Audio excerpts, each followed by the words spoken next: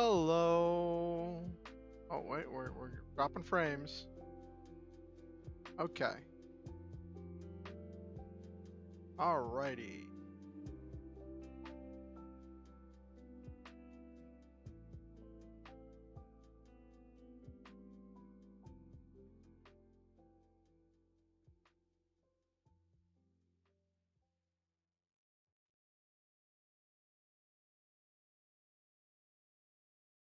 Let me let people know that I'm live. I forgot to post on Discord.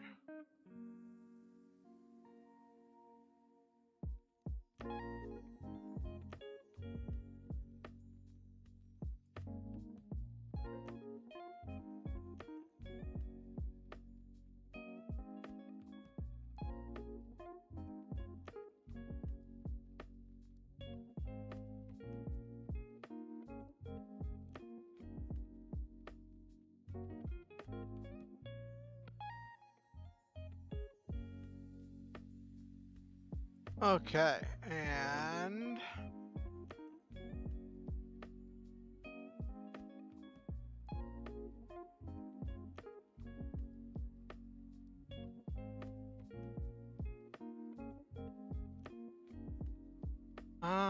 ba ba ba ba ba ba ba ba ba.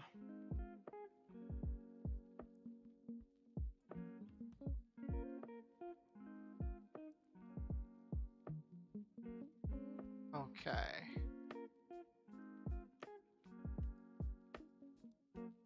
Let me let Discord know. Oh my gosh, I feel so goofy because I made the stream a few hours ago, right? But I posted on Facebook, I posted on Twitter, but I still have to post on Discord to let my Discord peeps know. I need to update my Discord because like, so I have the rules section, right, of my Discord. But then there also is the thing where it shows rules whenever someone joins, and those two are not the same set of rules. They're in a different order, but they do eventually, like, they cover the same things, they're just in a different order and they're worded differently. The ones in the Discord are my own words, whereas most of the ones in the thing you do before you join the server are just automated ones that I tweaked slightly that came when I was setting up that that procedure to get into the server.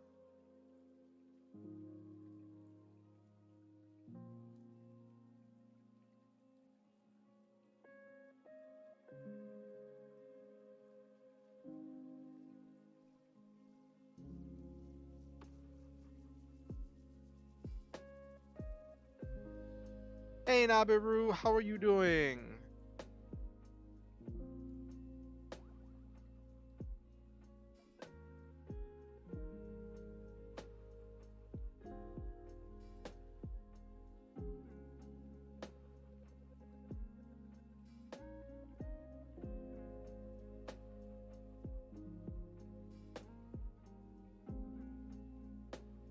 Oh, yeah, you're kind of going to be going into a brick wall there because I tried to explain.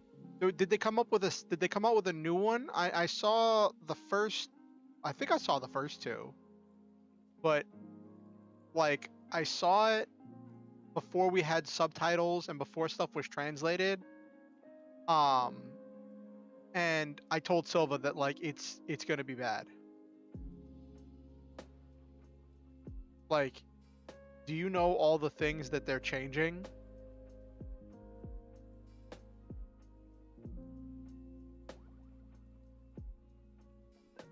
No, they don't. They don't make it better at all. Like, they don't make it better at all. Because what were the names of the insurance girls? I know it was Millie and something else. And like, it's the only reason. Yes. Wolfwood has a lollipop.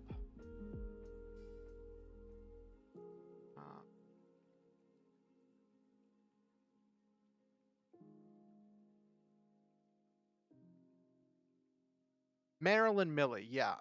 The only reason I don't remember them super well is because it has been that many years since I watched Trigun, right? That is not saying that they were forgettable characters at all. I think the fact that it's been well over a decade since I watched Trigun, um,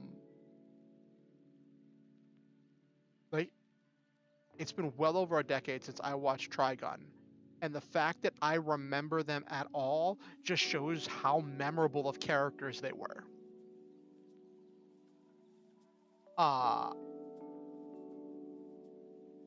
Because like I have trouble remembering what I eat for breakfast, or I'll think I ate it the other day. That's not quite true, but it's a. I guess if you use that as like a turn of phrase, it makes sense, but it's not specifically true. But anyway, um, the thing. Okay, here's the thing, Nabiru. Here's the thing. Here's the thing, right? That's not Meryl anymore. Has the same name and a similar design, but she's not an insurance girl anymore. She's an she's working with a detective as part of a private investigator. It's not the same character.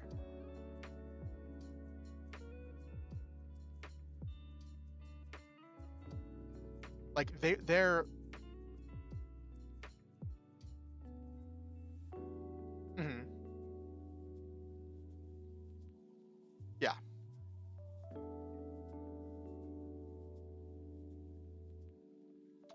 And I'm betting you ran into a brick wall when you tried to talk to Silva about it, because Silva wants to defend it to their dying breath. At least that's what happened when the thing first came out and I was expressing this to Silva. And I was like, this is not. Just go back and rewatch the original Trigun. This isn't it.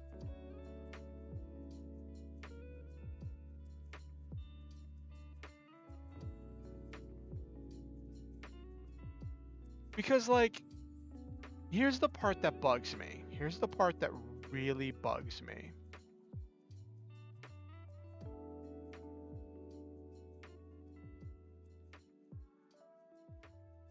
If you are going to change everything about the characters, if you are going to change, and if you're going to completely change the story, you're telling a different story with essentially different characters, right? Why are you not just making a different anime? Like, that is my hill, and I'm not quite ready to die on it, but like, when I see these reboots that are telling a completely different story, or a story that has been changed so much that is unrecognizable,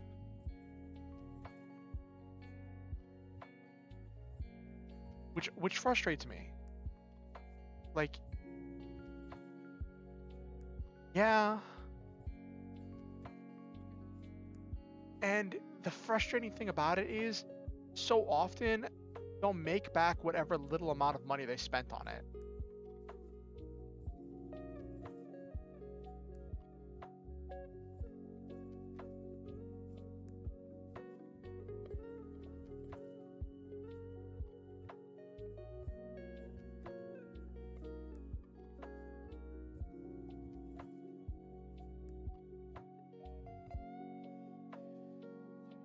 Yeah.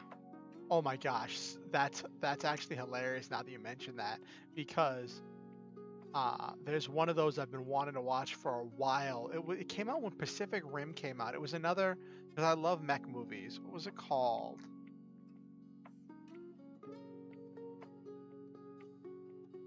Pacific Rim, not Atlantic Rim. No, Transmorphers. So it's a thing that happens in Hollywood where whenever a big blockbuster comes out, someone will make a low budget thing that's name is really close and release usually do a direct to DVD release around the same time, try to ride on that hype and that name recognition. So Transmorphers came out when Transporter. I guess Transmorphers sounds like something that came out when Transformers came out, but uh, Atlantic Rim was the one that came out when Pacific Rim came out.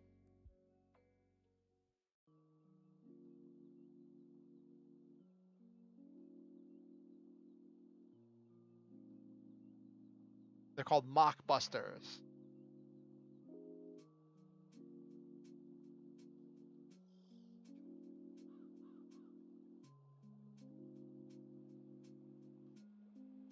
Oh no, not the Brooklyn accent, Nabiru. Not the Brooklyn accent.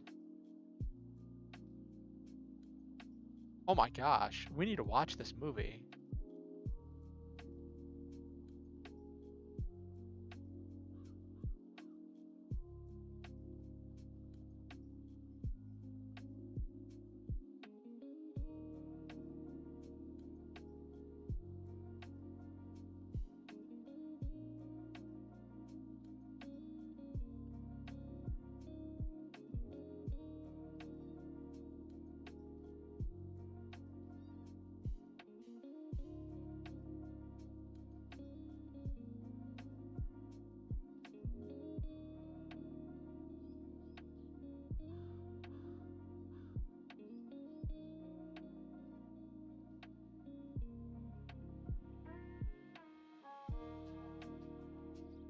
Oh my gosh.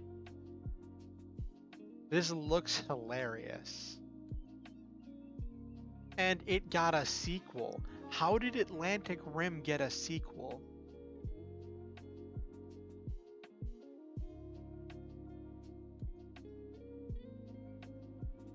Uh, well, I mean, Pacific Rim got a sequel, so I gotta make a note of this to watch this at some point. Maybe we'll watch it on anime night. It's not quite anime.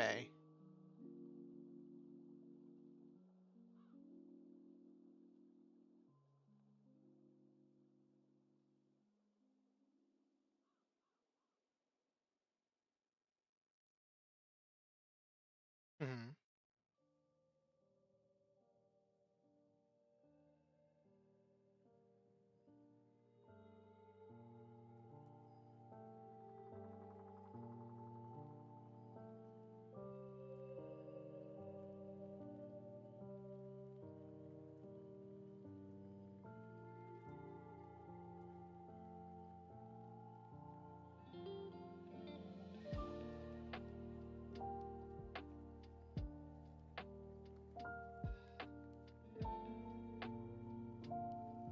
I'm reading this description.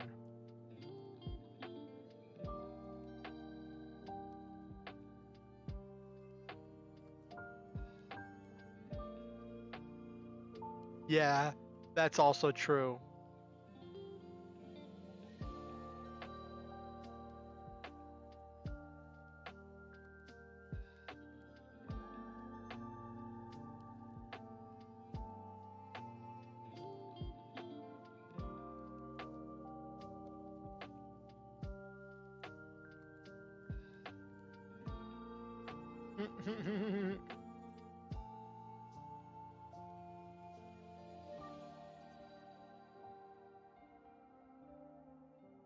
Ah,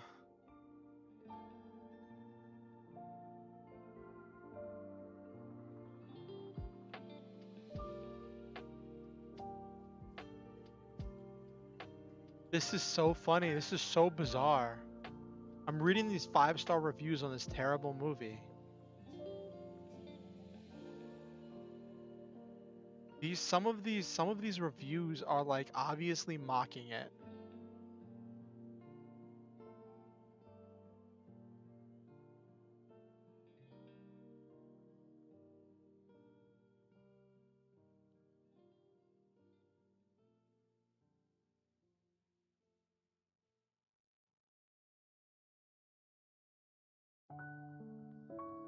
That's so funny.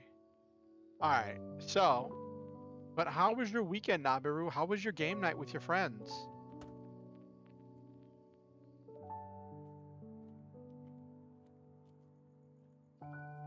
Watch a movie, then you got some enjoyment, which is more.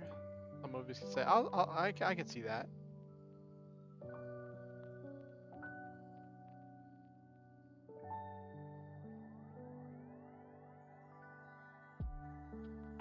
Oh my gosh, look at this trailer. It's hilarious.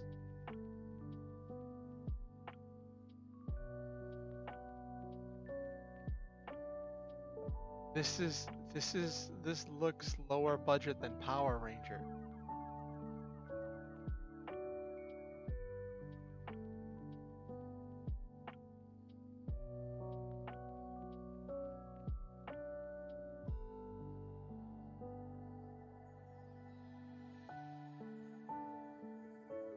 Your weekend was all right?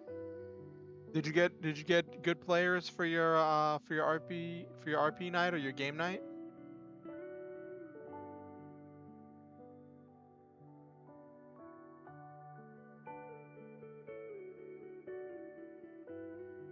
Oh no, you're sick. Do you have the plague? Do you have the plague, Nabiru?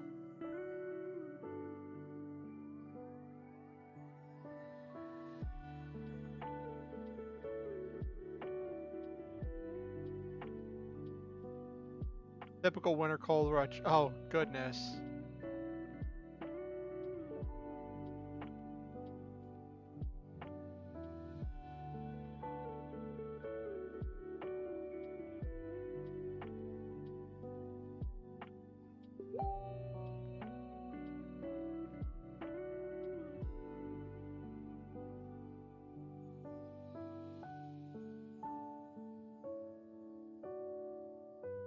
When it happens enough, you get used to it for better or for worse. Yeah.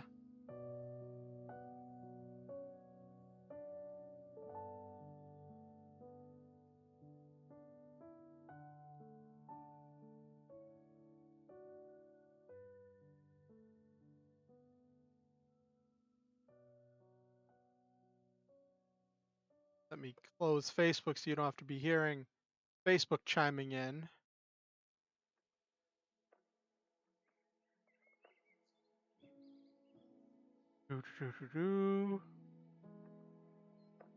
Silva!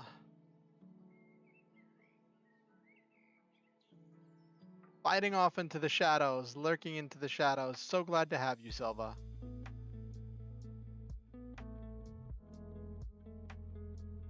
Oh. We can only be so lucky, Nabiru.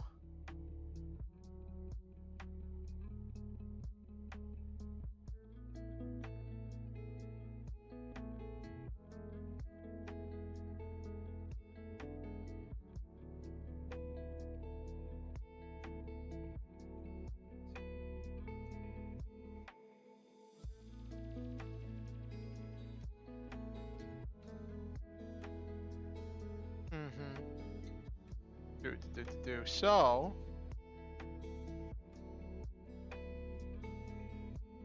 all right, focus. I was just checking to see if I'd received any important messages. I got distracted. Everyone uses super soakers, sucks on lollipops. Yes, yes. So my weekend was actually really interesting. I probably should have been talking about this already.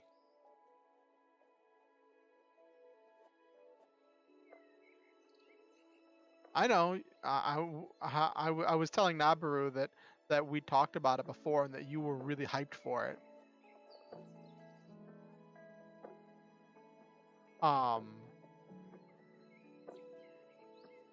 And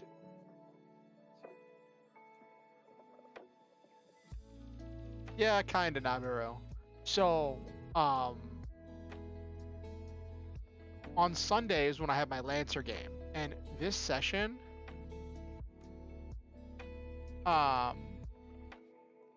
this Lancer session was really interesting because my players made a request of me. Like, one of my players messaged me after last week's session and said, hey, is there any way, I think it was last week's session, or maybe it was the week before. It might have been the week before. And just said, hey, is there any way you can write a mission where we rescue a smart boar to keep as a pet? And she gave me some suggestions about like how I could frame it, what I could do, put it together. And I was like, well, I wanted to serve the plot. I don't want to just like, boom, here's a pet. So I put together this whole mission and I used it as a vehicle for revealing character backstory and letting everyone have the creating opportunity for players to have lore drops and character development.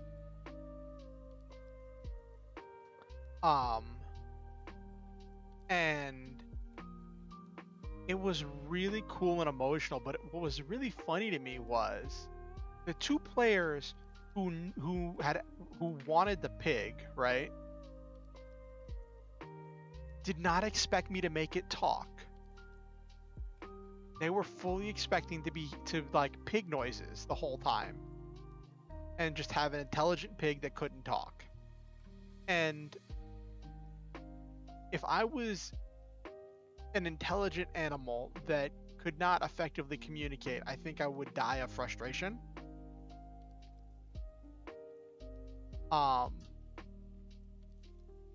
So like my whole thought process was, how are they supposed to know that it's an intelligent, smart animal if it can't talk? You know what I mean? Let me show. It was just really funny. So like there are 4 players in the party, right? 2 of the players had like when 2 of the players had discussed wanting to get a pig to be an emotional support animal for one of the players' characters. And one of those 2 players had contacted me and asked me to write the story for the pig. They weren't expecting the pig to talk. The other 2 players were not privy to any part of this conversation, so they were just really confused. They were just, but I mean, they all went along with it and they all seemed to have fun.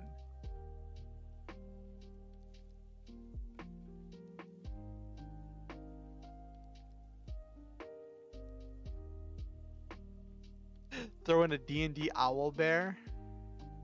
I'm probably going to do something like that. So, for this campaign, I did something I've wanted to do for a long time, and I adapted the Lost Mine of Phandelver to a sci-fi space setting. The Lost Mine of Phandelver is the starter kit adventure from D&D 5e. And this is technically the furthest I've gotten in the Lost Mine of Phandelver. And it's been this exciting adventure. And a really unique challenge for me to find ways to translate these threats and challenges and story beats from D&D to Lancer, because that's the system we're using, Lancer. And that's been this unique and exciting challenge. And then there was this whole thing where like a random decision I made like multiple sessions ago has spiraled into becoming this key plot point and part of the story. And something that happened on what was supposed to be a simple one-off side quest. And I just took initiative and improv stuff, and then after, like, that's one of the things whenever you're running a game, is a lot of times you'll improv stuff and then you have to especially when you're in an area that hasn't been really fleshed out by the story, improv stuff, and then you have to work with what you've got. You've got to take that stuff you've improved, and then you've got to plan out ways in order to make it fit the world.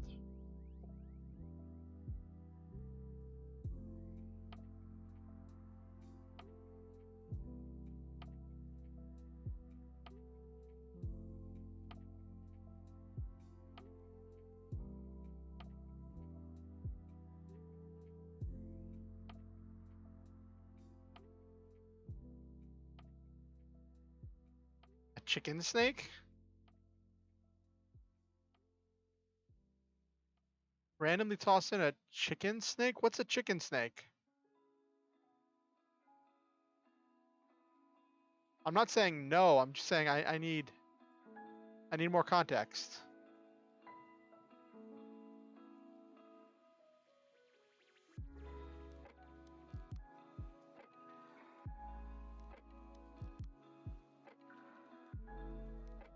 Oh my gosh.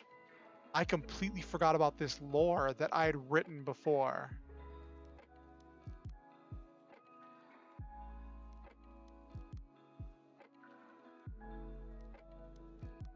I'd written all of this lore before, and I'd forgotten about it, so I improv'd around it. This is now non-canon. I was just checking my notes real quick.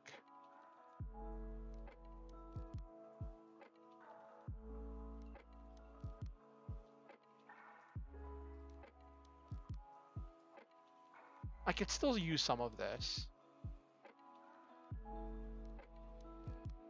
I can still use some of this.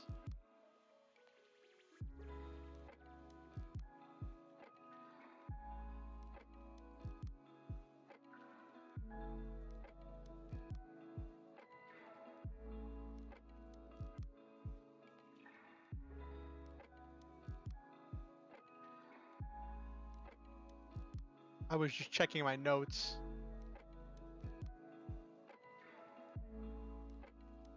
Chat only has normal animal icons. Mythical being that turns things to stone. Ooh, I wonder how I would do that in Lancer. As a cockatrice. Let me close these notes so I don't get distracted. I'll work on that after stream.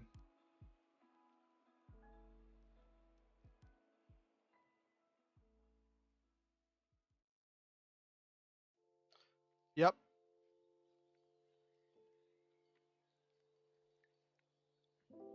Yeah, that makes sense, Nabiru.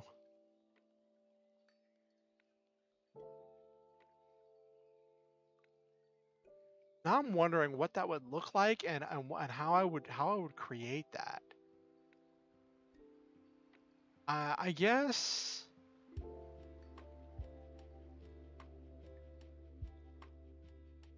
give it some kind of like vision beam that like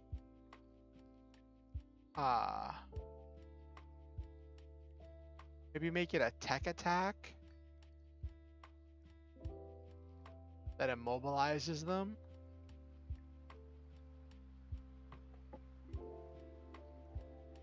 Mm-hmm.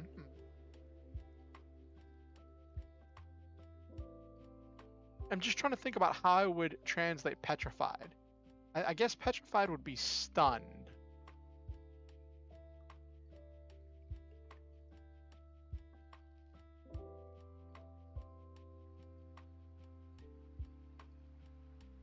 Probably just have it be slowed and impaired at first, and then as it overtakes you, you eventually become immobilized and stunned. Yeah. Well, I'm just thinking within the game mechanics.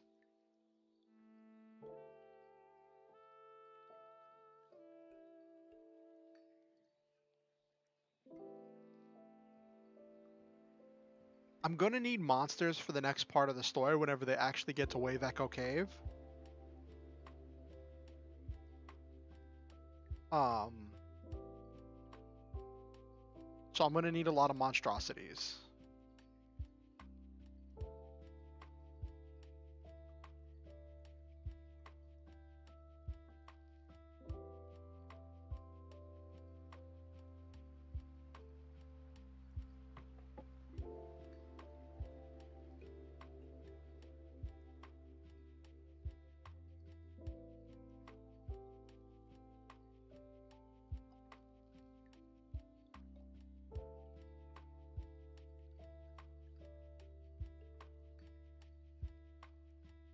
Red caps. What are red caps, Nabiru?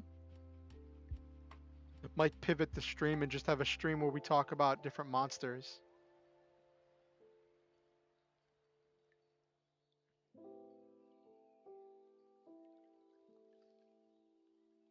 I'm trying to remember, did the cockatrice have to like look you in the eye, or did it just have a vision beam that petrified you? I remember like the basilisk, you had to look at it for it to petrify you.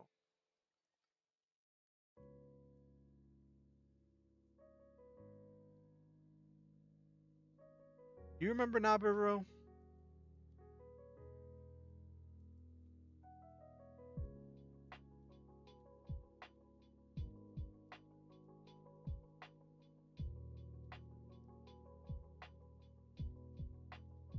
Um,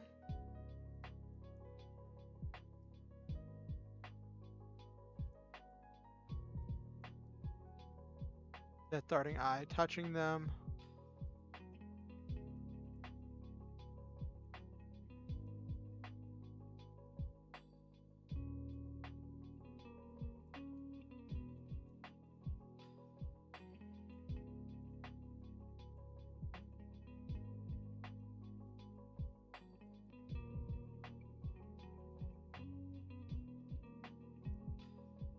Probably give it an add-on to its claws, because the monstrosity comes with a built-in claw attack.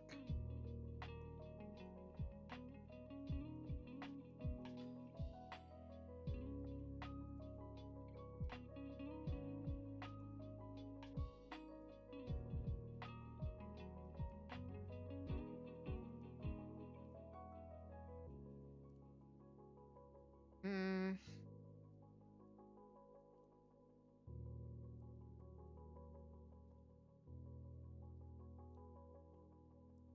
Mm-hmm.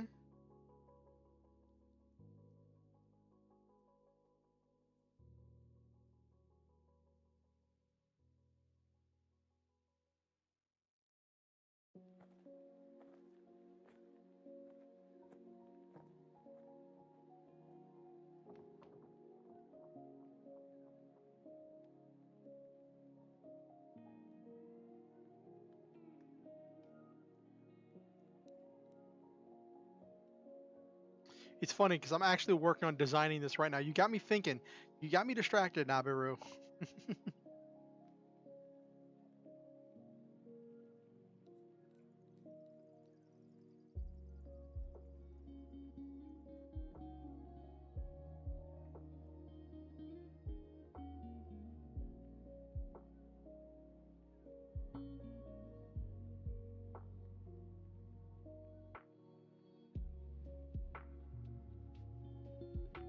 This got me thinking.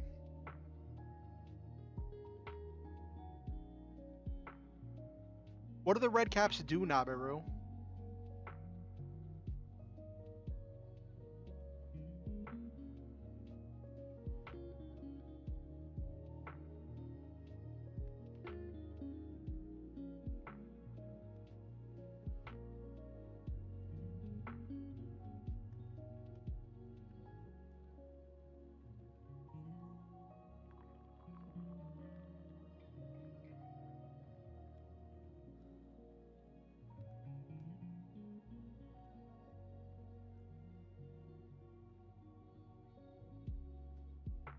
Doo-doo-doo.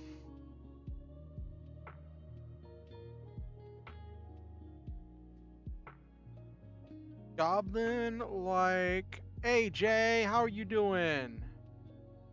Goblin like, they just lure you into traps and keep you alive as long as possible. To suffer because if you die, they get mad. That's interesting. That's an interesting kind of nasty creature. I'll make a note of that, Nabiru. I might use that in the campaign, some version of it.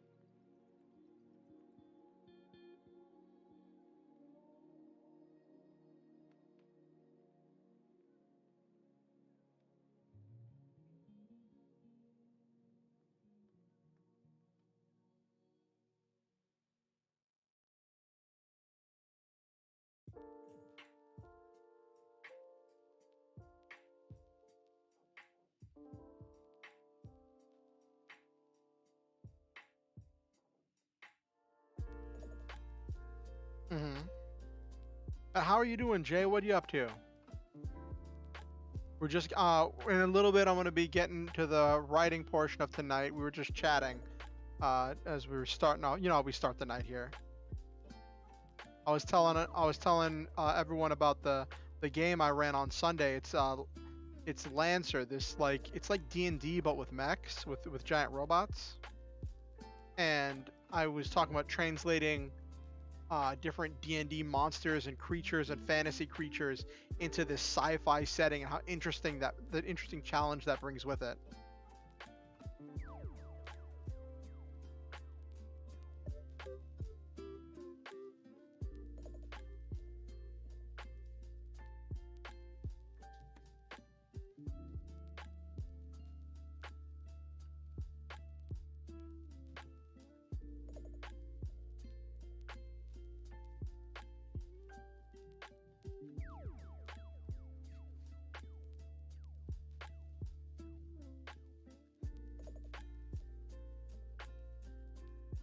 Hey Sam, welcome.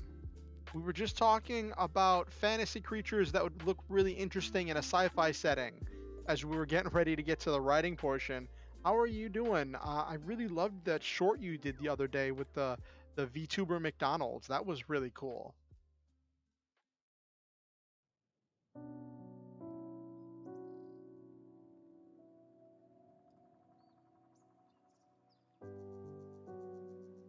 I'll have to tweak that. I have ideas now.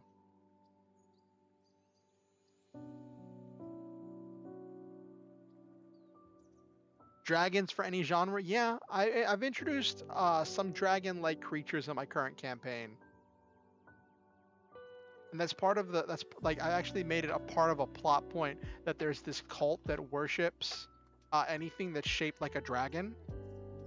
And the players tried to infiltrate the cult, and they're expecting, like, they even said that they were looking for robes, ceremonial daggers, blood sacrifices, and everything, right? So they're looking for all this standard fantasy stuff, but instead the cult that they found was a multi-level marketing scheme. That was kind of a multi-level marketing slash Scientology ripoff.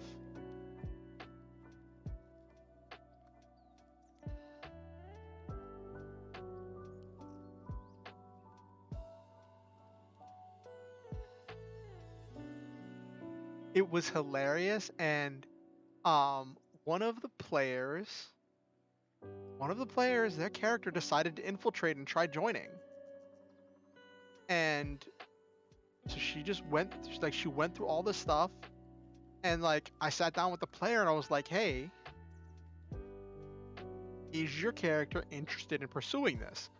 I'm not gonna like outline all of the tiers and all of the mechanics and inner workings of this faction and this cult as detailed if the character's not. If your character's trying to get free, we can make that a thing where like you escape or get out or leave the cult or whatever. But if your character's trying to move up the ranks in the cult, that can also be a thing. And that player said that they were cool with moving up the ranks. Said that they were willing to ride it out and see where this path led their character.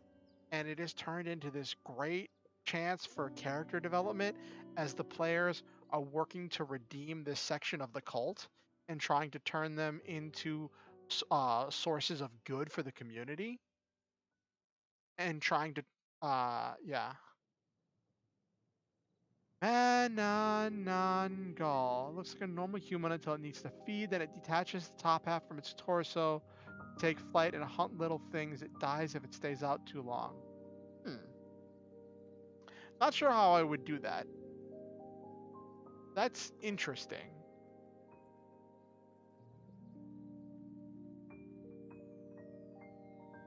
But yes, the MLM was. Oh, okay. The MLM was the enemy, was the cult. But I wish we'd been recording in some way, shape. Well, no, I'm like, it's like whenever you start recording and it turns into an actual play, the people's reactions and the stress of it all just changes. Because I tried doing a lot of like different like stream games, and I just was not performing on the stream games as well as I did for the personal private games. Also, we were using other people's art without like we got no custom art done for the stream game I did, but let's not talk about that. But the reason why I say I wish we were recording was because their reaction whenever, yeah, the vibe completely changes, Sam. But the players' reaction when they realized that this was an MLM, whenever like the chanting wasn't like the ceremonial chanting of a dark demonic cult, but it was the cheering that you see at MLM meetings where they all start cheering the person's name, or they start cheering they're cheering a sports team. And for this character who's a major introvert to have ended up in the situation where she's like being called upon to become a leader in this group of extremely extroverted individuals, it was hilarious. There was this one scene where one of the members of, like, whenever that character agreed to join the cult and was being welcomed, one of the members of the cult was so overjoyed that he started running, and what he was going to do was do this running flying hug, because I've seen that happen in cults before, right? Where like when someone new joins and you get a new recruit, everyone's so exuberantly excited and overjoyed and willing to welcome them that you see people doing these massive shows of affection, like doing these running, leaping hugs, picking people up, spinning them around, all of that stuff. But the rest of the party was waiting outside, right? They were waiting and watching, and they were like, is the cult going to try to capture and sacrifice our teammate? So when the old dude started sprinting towards the character, everybody outside snapped into action, and one of the characters came running in and like tackled the guy as he was like mid sprint and slammed his face into the ground. It was hilarious.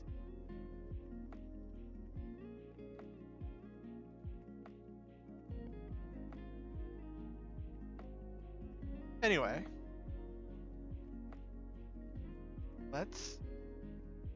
yeah, it was great. Alrighty.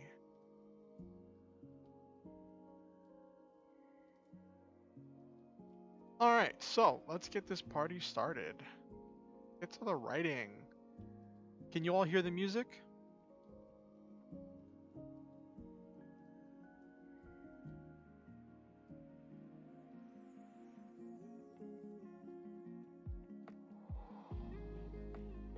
That's good. I'm glad, Sam.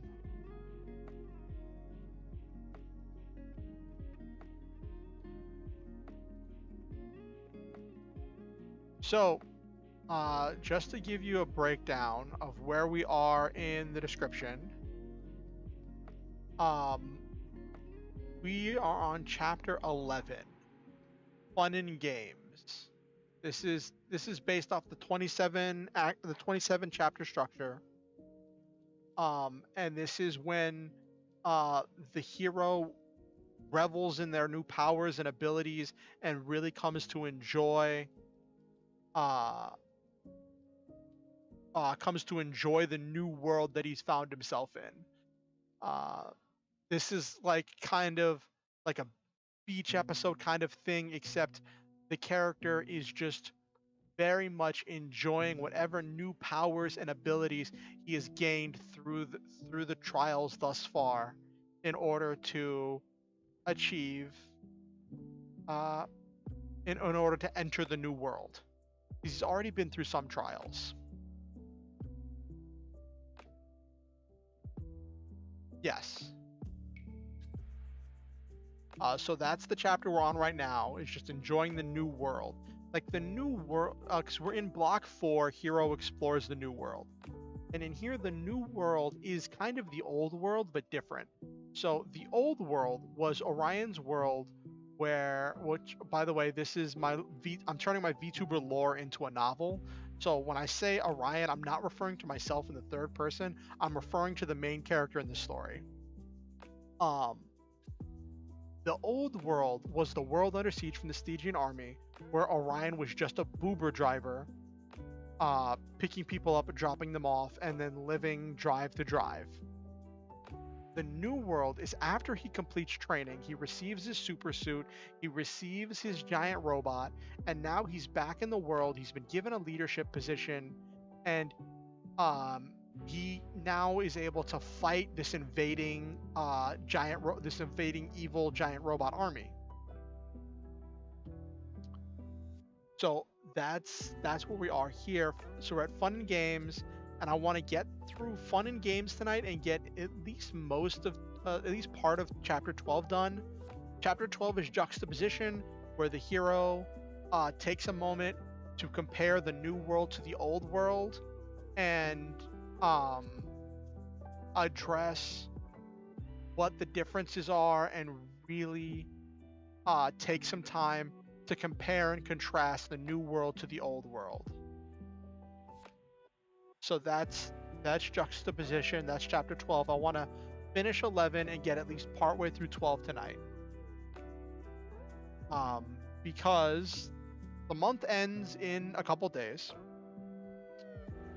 And this is ambitious, but I want to get chapter 14 at least started before the end of the month. Chapter 14 is the midpoint. It is the exact midpoint of the novel. And it is where the novel changes from where the true plot gets revealed, and so much of the novel changes from the plot happening to the protagonist to the protagonist happening to the plot. So that's what I want to have done before the end of the month, and I'm not going to have a stream between now and then, so that's why I'm doing this, to try to get as much done tonight. I'm going to be doing it whenever I get to the midpoint. I'll probably put it up for people to read on my Discord if people want to read what I have done so far. I don't know that I'm going to be dedicating as much time to writing after this month is over. I don't know how sustainable this entire pattern has been, because I've been kind of writing and doing nothing else. I haven't been doing any game design. I've done little, if any, character development course. It has just been writing. I've backed off of Halcyon Avenging, my other work in progress. So I don't know. I'm really debating, like, continuing on with this pattern just to finish this story. So I'm debating finishing it just to take December to just get through the rest of it. I don't know.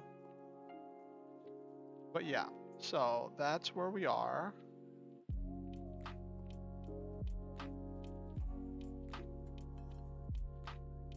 So we already had Orion's first fight now that he's the leader, and he got to punch this super hammer, and he got to crush one of the opponents with his super fists, right? And part of what he's gained from becoming a star hunter isn't just the superpowers, but what he's also gained is financial stability, where since he's getting paid, he can start to enjoy more of the world, because I didn't explore that enough last chapter. Last chapter was supposed to be about exploring the world and how it's different, and I wanted to explore some of that this chapter. Not how it's different, but not how the world is different from what it was, but more from how this world is different from the planet he trained on, and really coming to appreciate some of the small things about Earth. So at this point of the story, after he had a funny scene where he was thinking about like what he had to do, his bills and all of that other stuff. And then he remembers, oh, I've been training on another planet for 5 weeks. What happened to all my groceries that were in the fridge? And he checks the fridge, and sure enough, they've all gone bad, right? So he had to throw out all of his stuff, and then he was in the middle of that when he got called to go fight this battle, and he had an epic battle. Well, it wasn't really epic. It was quick. I have to get better at writing combat. That's one thing I need to get better at. Writing action sequences. Maybe I'll watch some tutorials on that.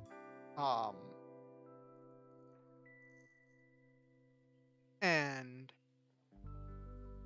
after that, he comes back and he decides to take a night on the town where, since he has a little bit of money left over after paying all his bills up, right? He's got a little bit of money, so he goes to a nice vegan bistro. Now, yes, this character is vegan because I'm vegan and he's based on me. This is technically a self-insert fic, but you know, we run with what we've got. He goes to a nice vegan bistro, is able to leave a nice big tip because it makes him feel good to help people out.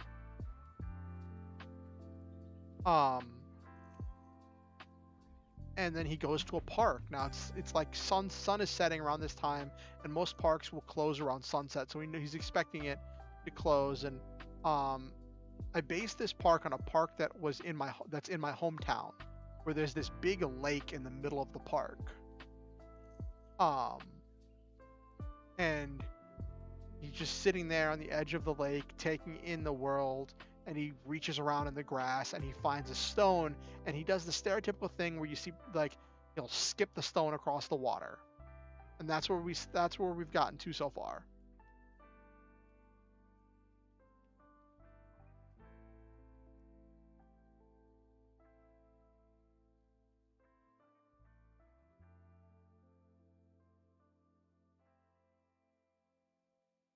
How many times should we say the stone skipped across the water?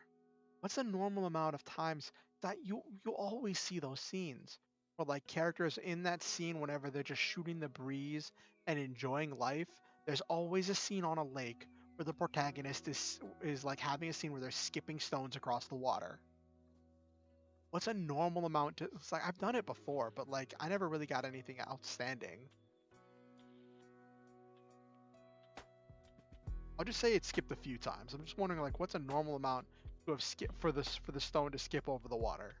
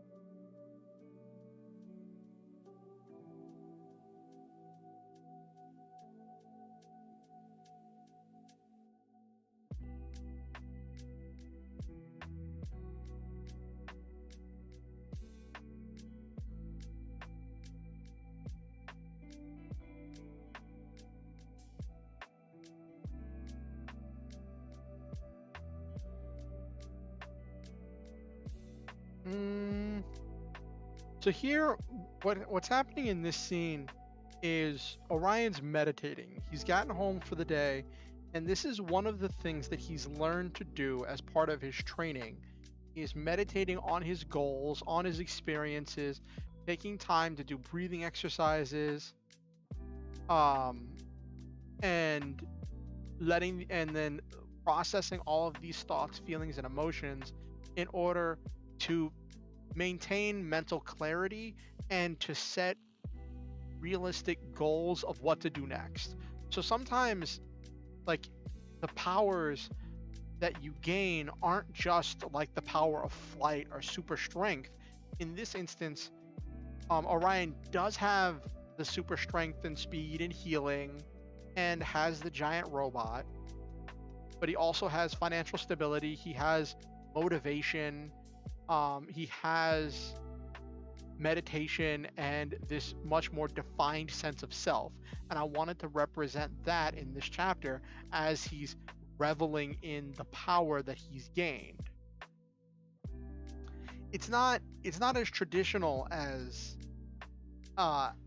it's not a traditional way of demonstrating power, but I thought that this would be really interesting. So we'll see how it comes out.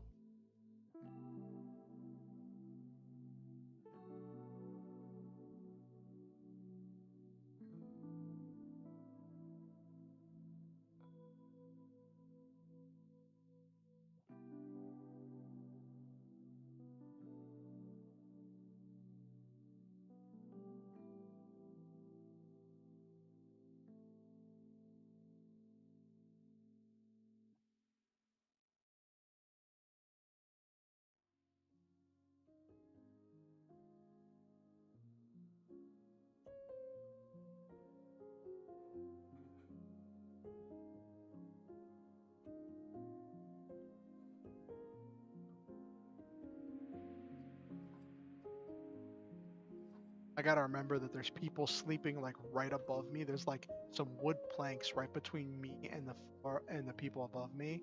So I have to remember to like modulate my volume. Uh, Give me 1 second. I'll be right back.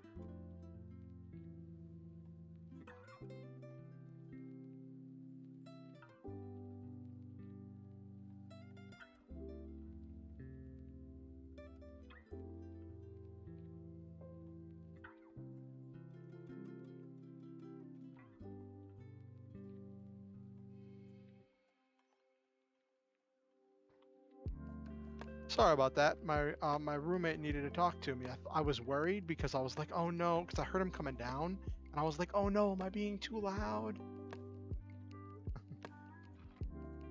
All right.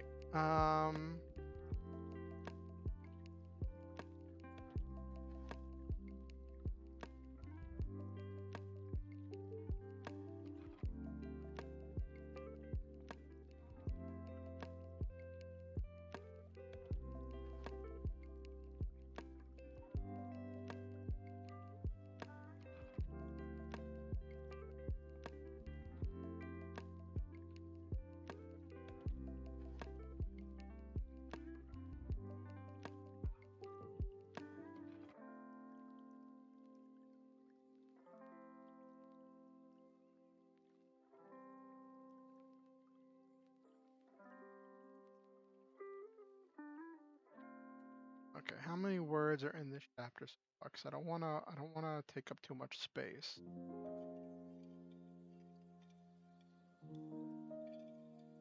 Okay, yeah, we're good.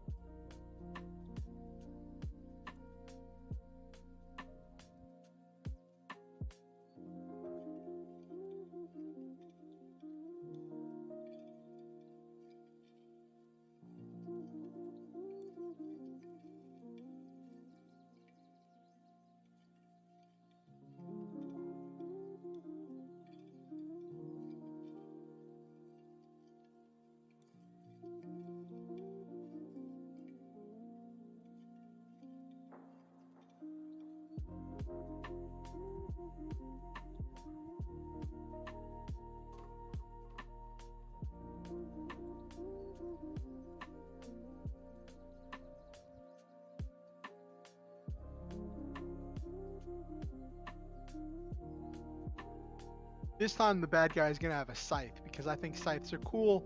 They're not a practical weapon, but this is not a practical story.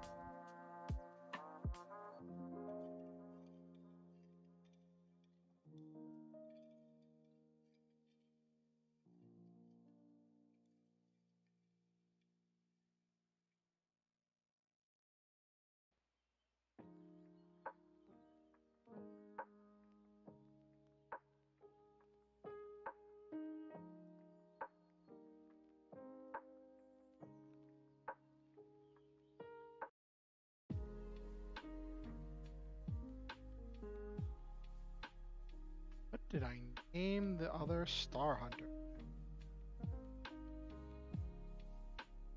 I know I gave them all names. Well, not all of them, but I gave most of the ones that we see consistently names.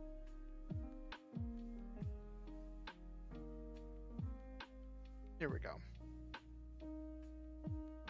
Colon.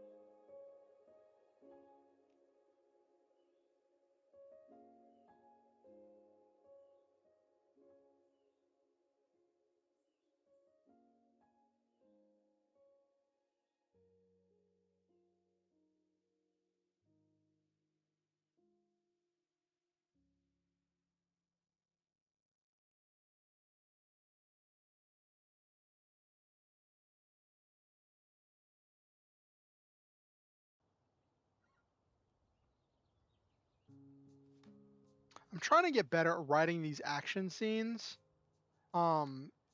Which like it takes practice to get used to.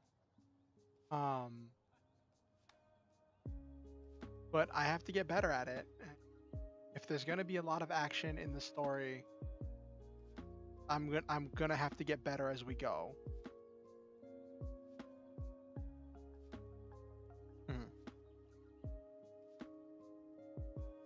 Like I want these to be dynamic, punchy, and exciting action sequences because that's a core part of what's happening, you know.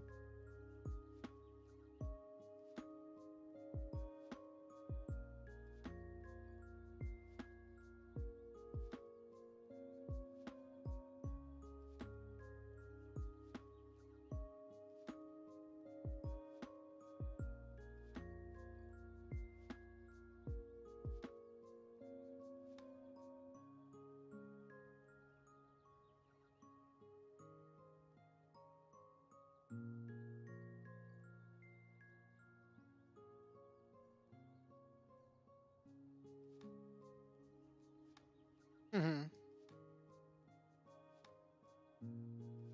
Yeah, well, that's kind of what I'm doing right now. I'm writing I'm writing both sides of the fight scene.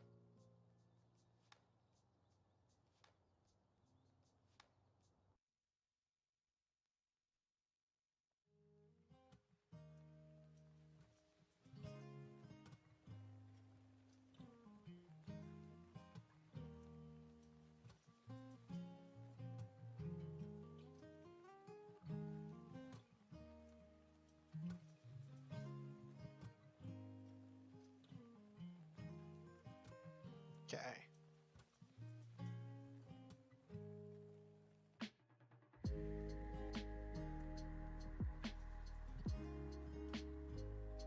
But like, so part of it is I have to picture in my mind what's happening and then figure out how best to translate that to the page without spending so many words that it just gets boring to read. So I want it to be quick, fast paced. So I don't want to use a bunch of words to describe every minutia, but I want to describe enough that my viewer can, not my viewer, my reader can build a mental picture of what's happening. And this is the longest one of these fight scenes I've written so far.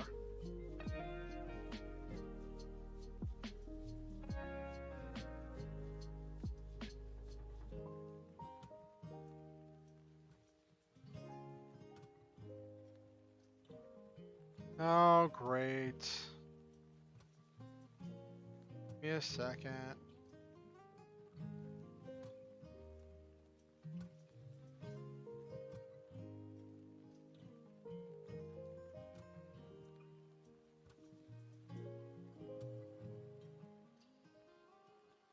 Yeah, time to fight the ad bots.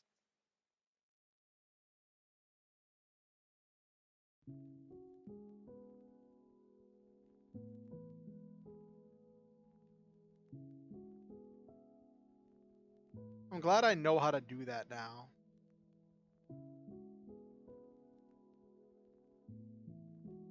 Okay.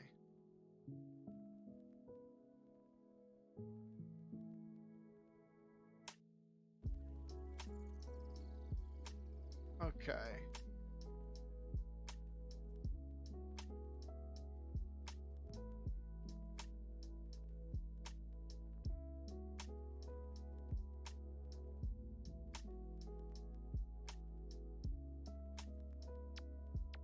Alrighty.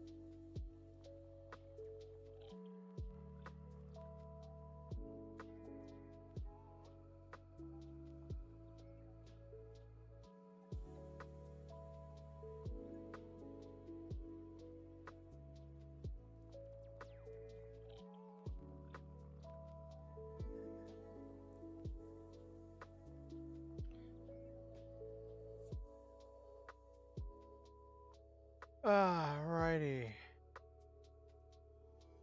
I'm glad you have a chance to vibe, Sam.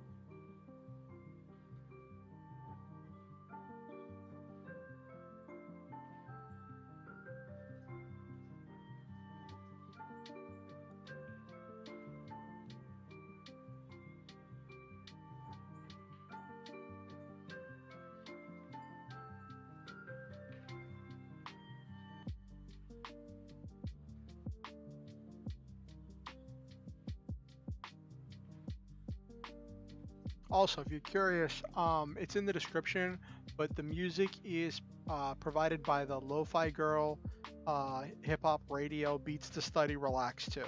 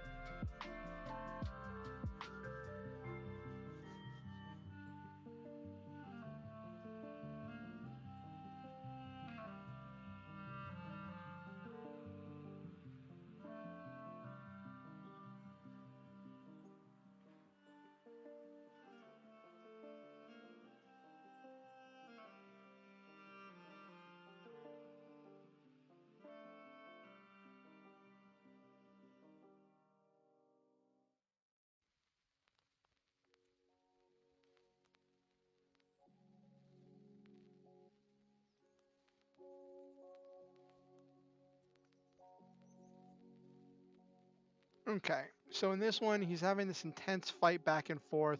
He had a scythe, but he cut the head off the scythe, and he's like, not so strong without your weapon. But then it's twirled, and the staff of the the shaft of the scythe turned into a staff, and now he's fighting it as it's using its staff. It managed to trip him, and he's having trouble because even though he got back to his feet, he can't. He's almost being forced to his knees by the force of it, as the blade and the staff are locked together.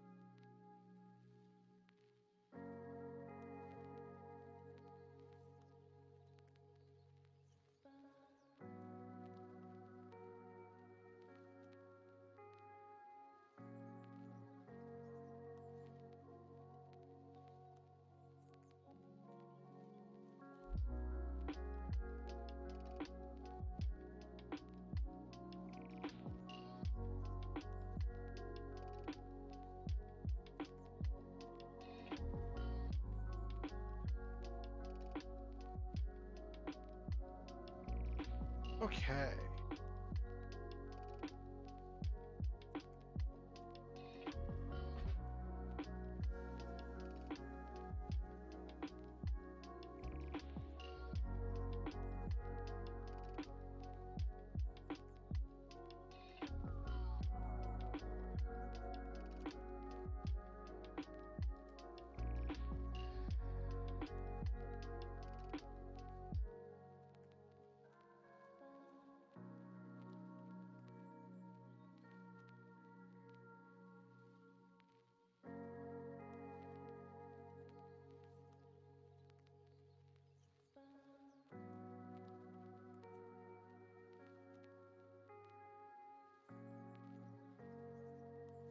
What's the one?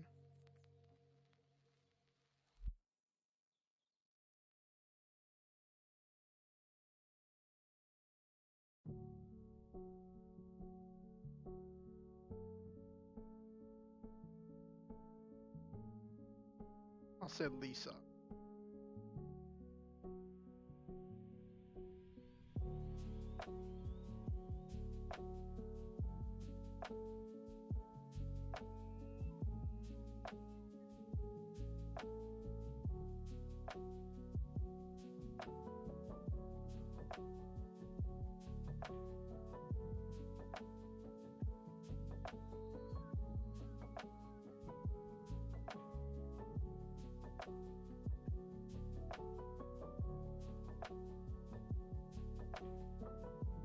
I ever describe what Orion's Star Hunter machine looks like, or did I keep it vague here? Because I still have to commission an artist to draw the Star Hunter machine. I have an AI generated image that is kind of a placeholder, giving me an idea or reference for whenever I actually do commission an artist.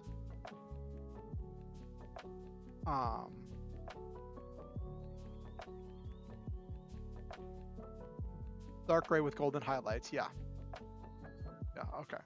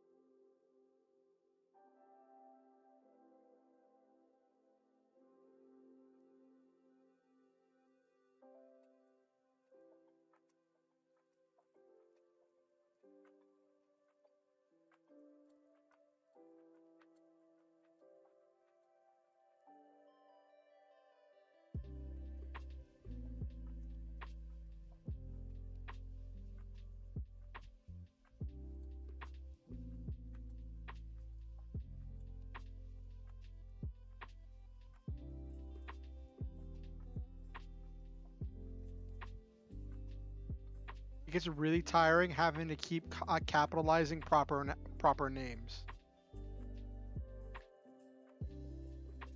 The number of times I have to capitalize Stygian machine.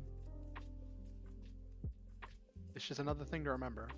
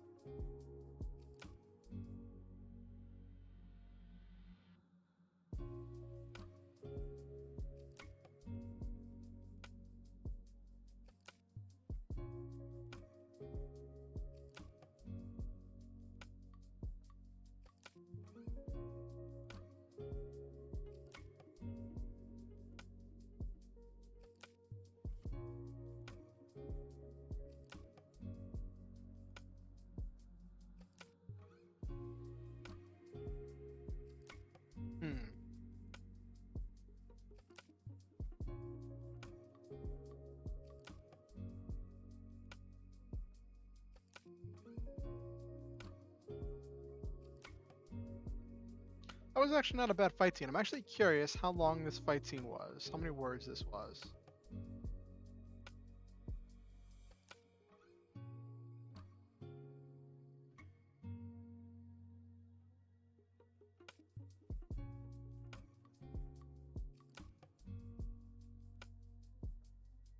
About 600 words. Okay.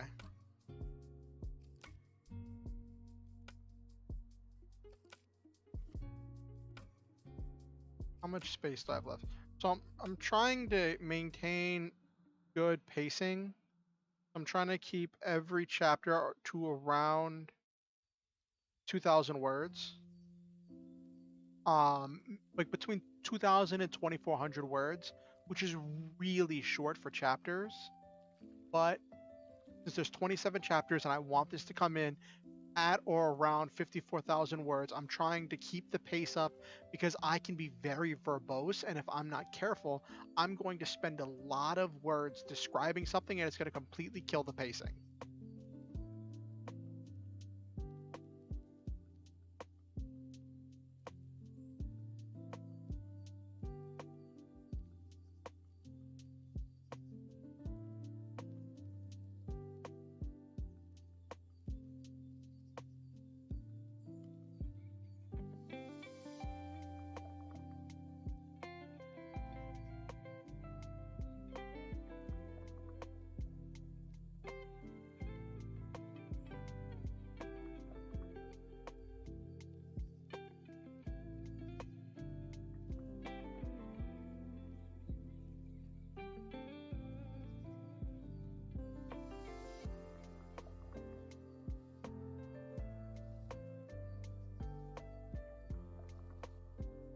Short chapters are not always bad. After all, if you get across enough to keep them reading the next, yes.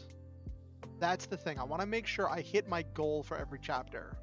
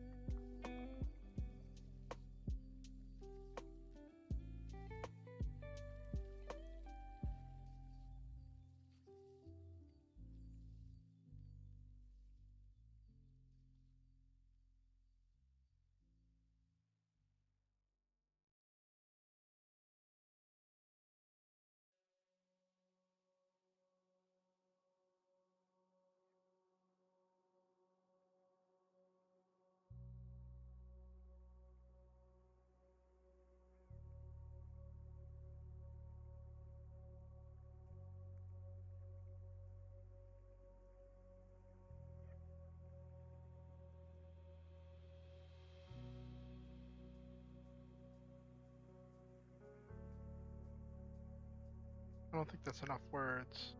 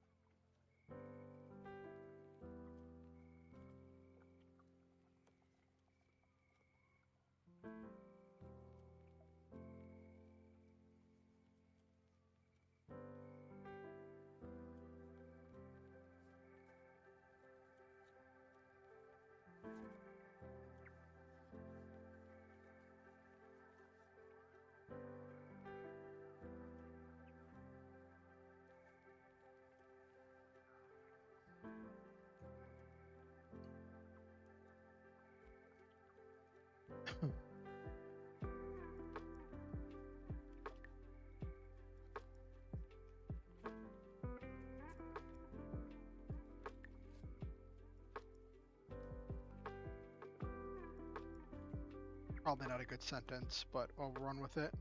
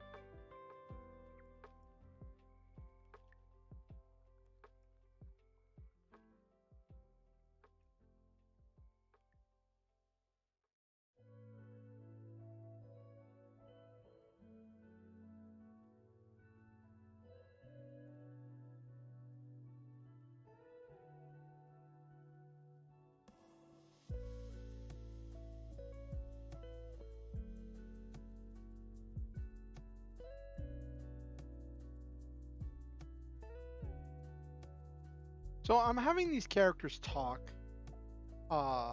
Lisa and Gina, but like the players haven't, not the players, the viewers, the readers haven't been introduced to either one of them or have received any description of them.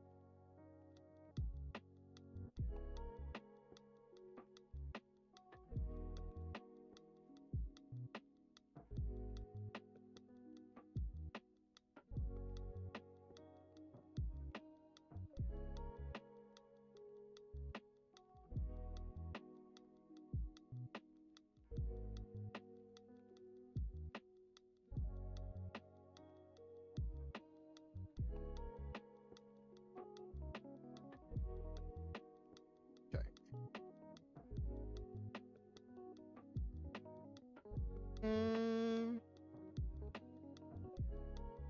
I think we're good for the end of the chapter, and we're just wrapping up this stuff here. Okay.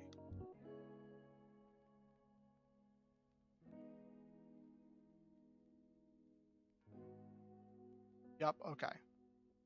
Cool.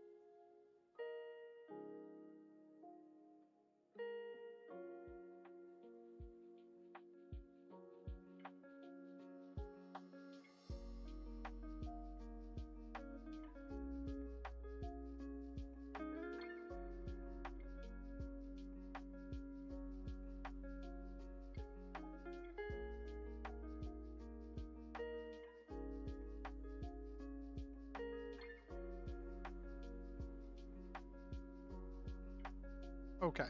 So the battle was concluded, and on the way back to North America from where they were fighting in Africa, um, on the way back, there's uh this intense conversation where the rest of the team confronts Orion for his habit of taking on whatever the big bad is by himself and letting everybody else mop up the smaller ones, and how like that works when it works, but it doesn't work when it doesn't work. It talks about the collateral damage that he caused because he was fighting solo that he may not have caused if he'd had someone fighting alongside him.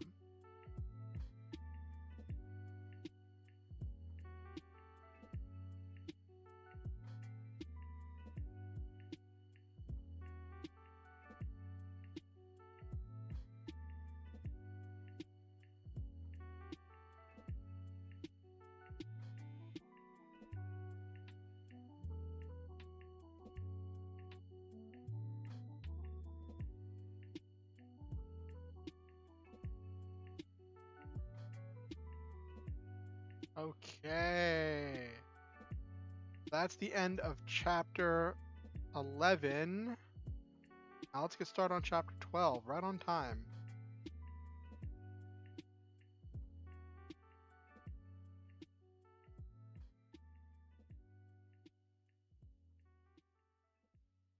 Alright, now chapter 12 is the juxtaposition.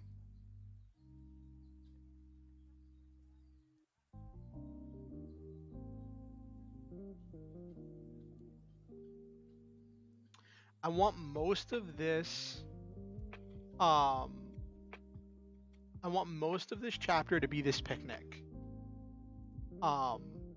Where Orion is going to talk about life, going to describe his early life and have this comparison and contrasting between what it's like as a star hunter versus what it's like as a what it was like as a boober driver.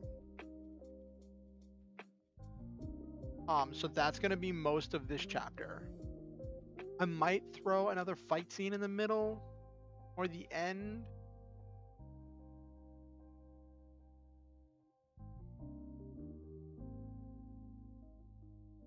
Yes, the meaning of life 42. Yes, Nabiru, exactly.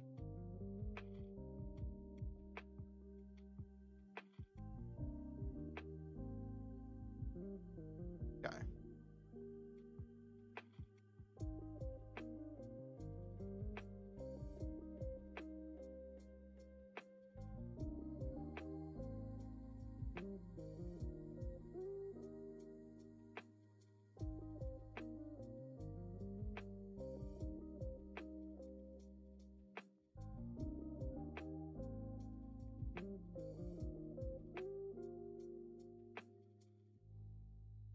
I'm trying to think what dish I would bring if I was bringing something to a potluck.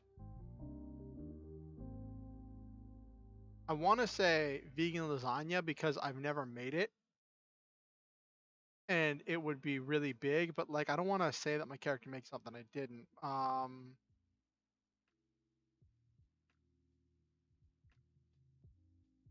probably bring a curry because I make that's most of what I make is curry.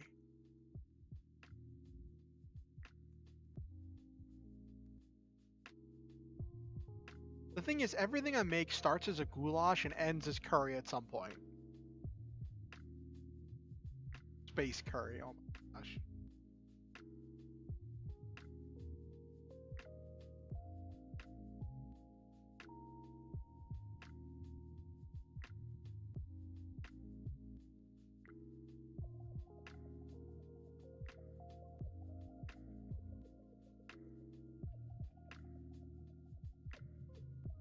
I don't know if I can say soy curls because like soy curls is actually the name of a trademarked thing. I'm gonna say soy chunks because that's not actually the name of a thing. Like I thought soy curls was a type of ingredient. It turns out that's the name of a very specific brand of thing that's made by what's it, Butler's Foods or whatever.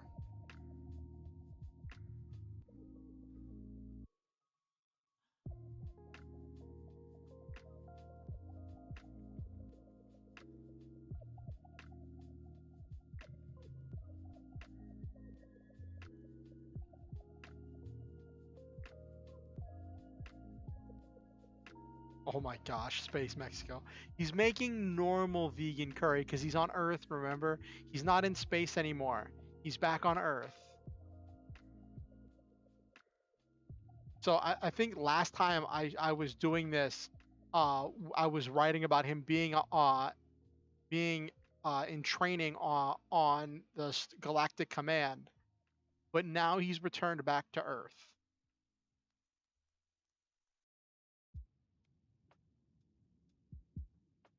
But I guess he could still make some space curry if he went and got some space spices. Could pick up some space spices from Galactic Command, make some space curry. Hmm.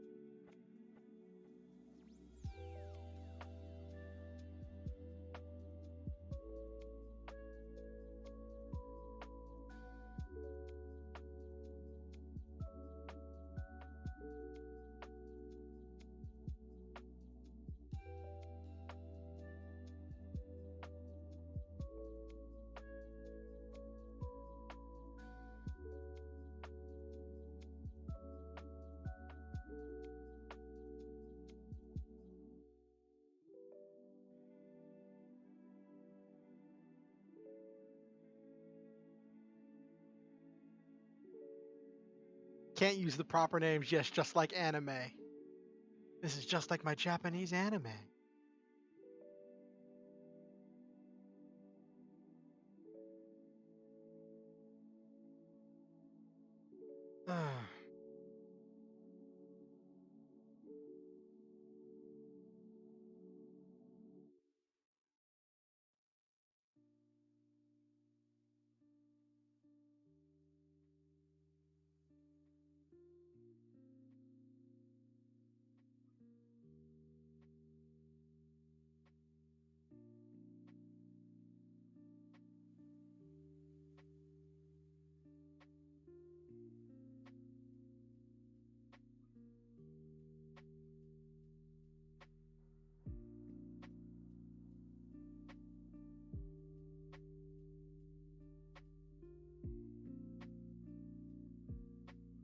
I've already got Boober instead of Uber, Snake instead of Geico.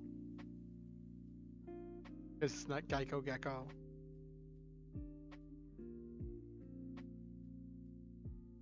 Oh, I forgot the L and wouldn't.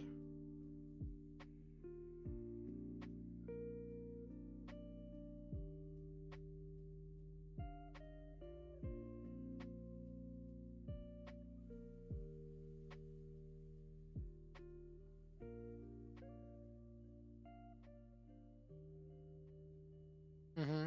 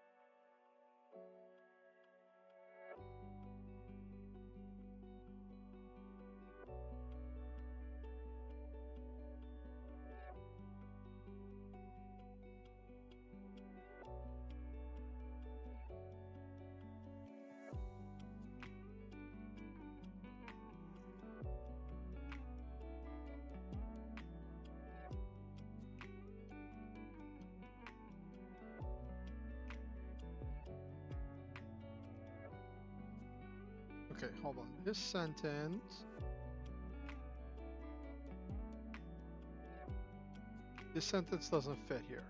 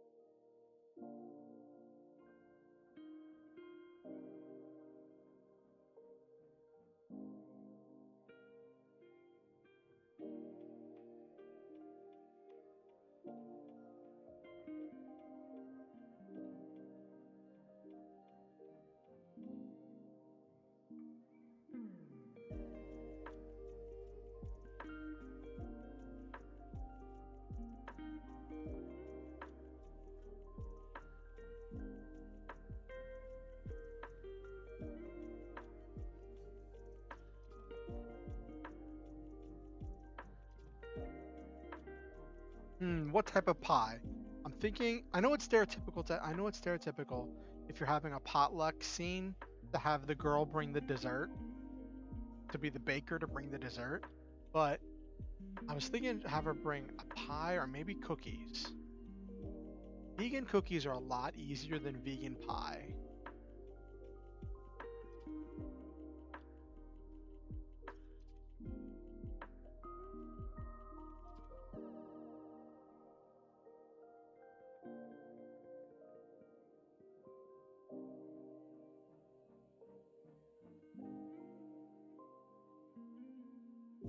I'll say cookies for now.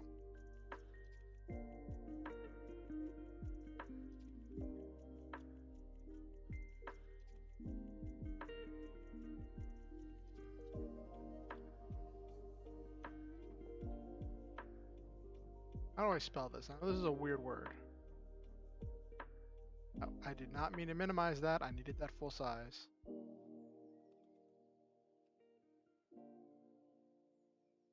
That full size.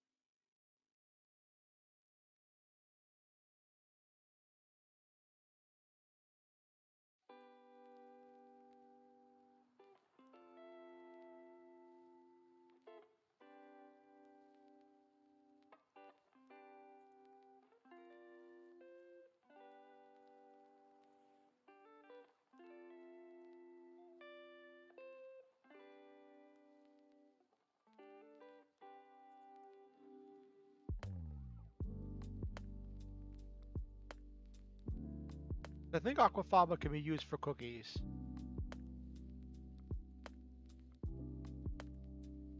As an egg replacement for cookies.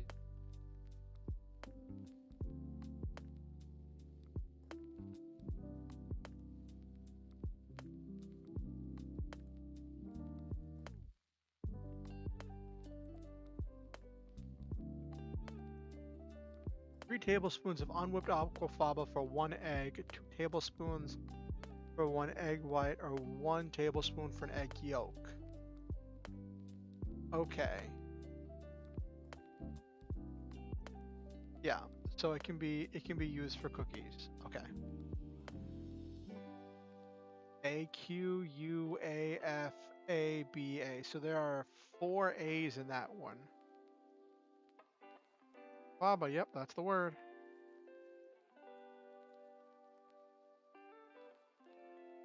I don't know why I added it to the dictionary, to the spell checking dictionary, if I'm only going to use it like once.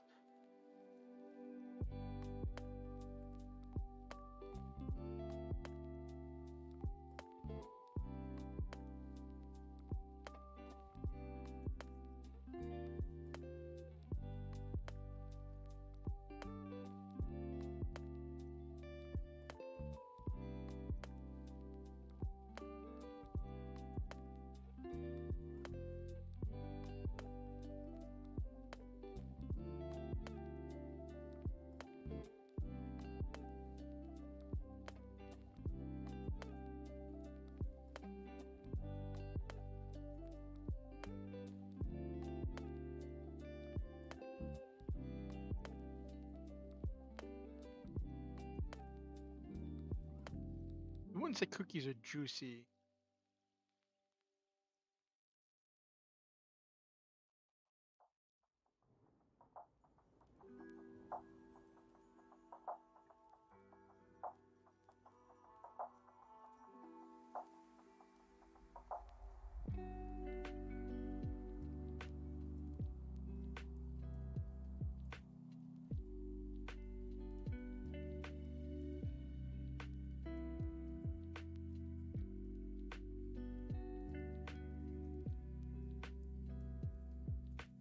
I have to do that initial characterization because it's the first time you're seeing her.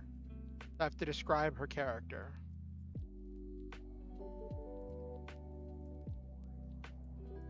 That line that only serves to give the viewer some way to describe her.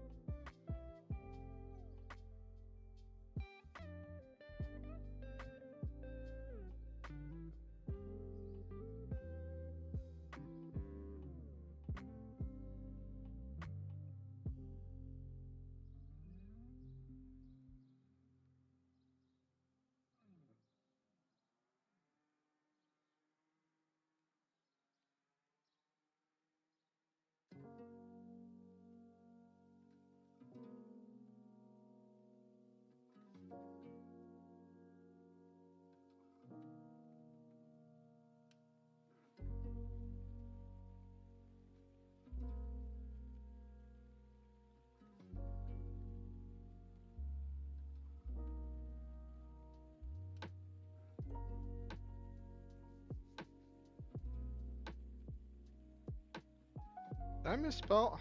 How do you spell 40? Oh, 40. Okay. There's no U. Why is there no U? Why is there a U in 4, but there's no U in 40? How does that make sense? Chat, how does that make sense?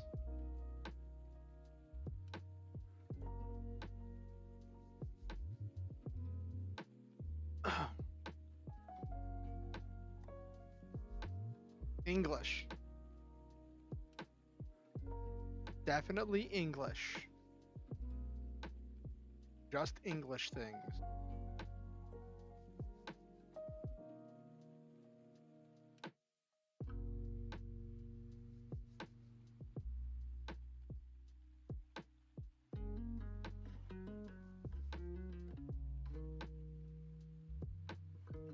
I mean, if we want to talk about silent letters that make words longer, let's all not look at French.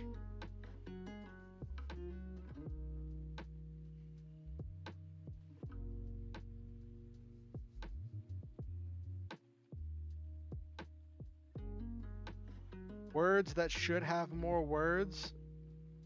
You mean words that should have more letters, Nabiru?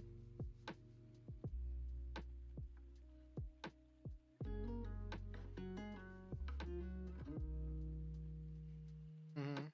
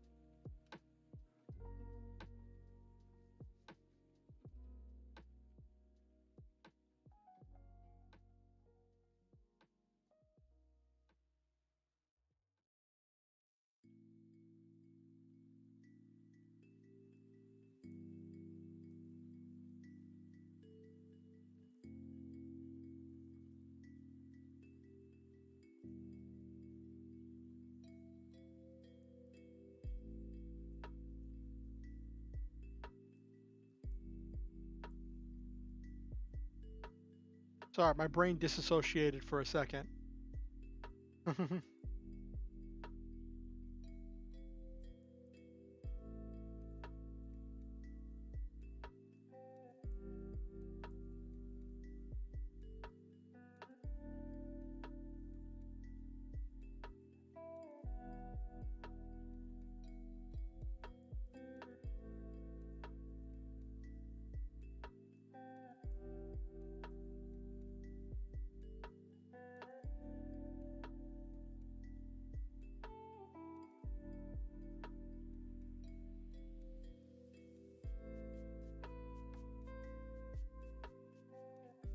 I don't know.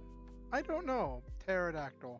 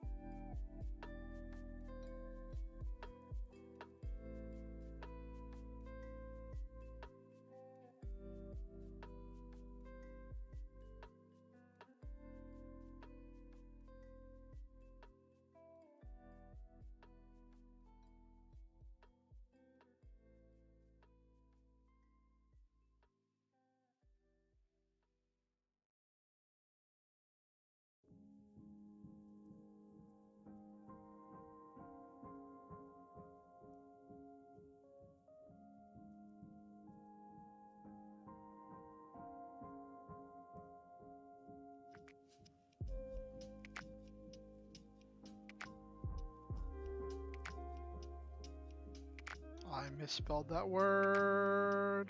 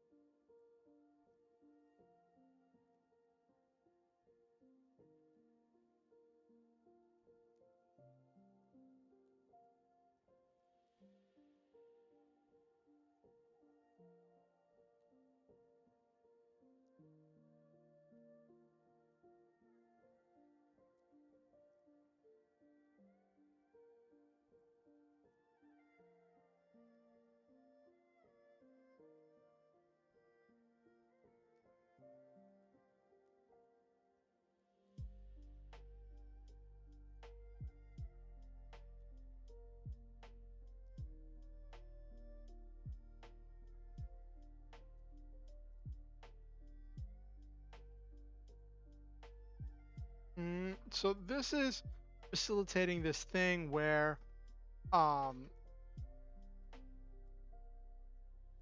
My shoulders. I don't know, maybe I'm tensing up as I'm writing. My shoulder's just hurting. I have done a lot of writing today. Am I reaching my physical limit? Is there a physical limit that I'm running into for how much I can write?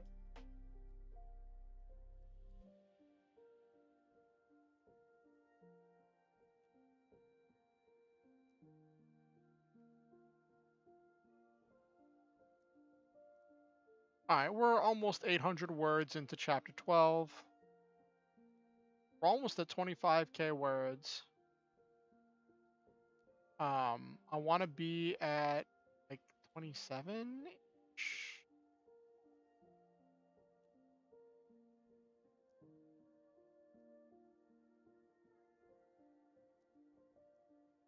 Yeah, I guess sitting in one place because I have been writing for a while. I need to start taking after my character and start doing stretches.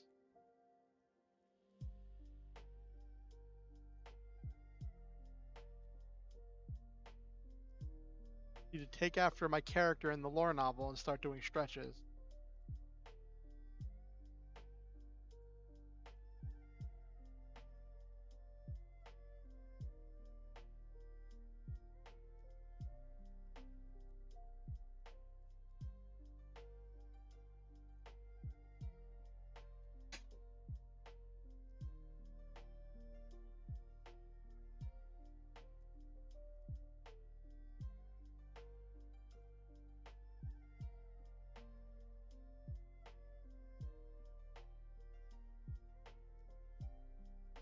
All right, let's start winding down for the night.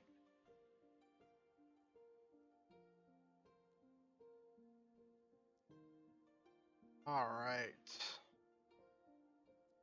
That was pretty productive. Let me see how many words I got done. Let me check on how many words we got done tonight.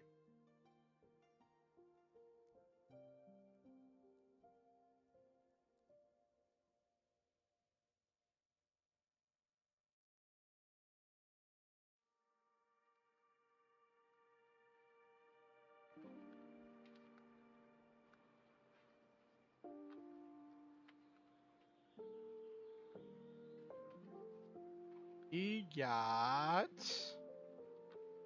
2,065 words. Not bad. I might do some more writing. I might do some more writing later tonight. I say not bad because I wanted to get more of chapter 12 done, and I might get more of chapter 12 done once I'm done with stream. We'll see. There's just something about writing on stream that just keeps me going. Like, it's just like being focused. Since I'm focused on stream, I'm focused on writing. I don't get distracted checking Twitter or flipping between YouTube videos. I'm on stream, you know? It's just part of the stream.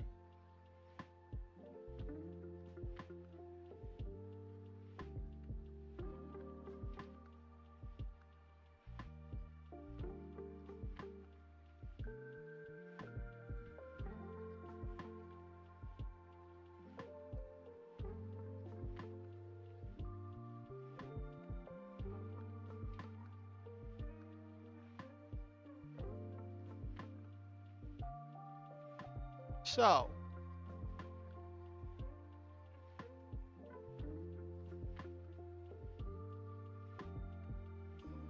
what? So tell me, chat, what are you working on this week? What goals or things do you want to get done this week? I'm always interested to hear what everybody's working on.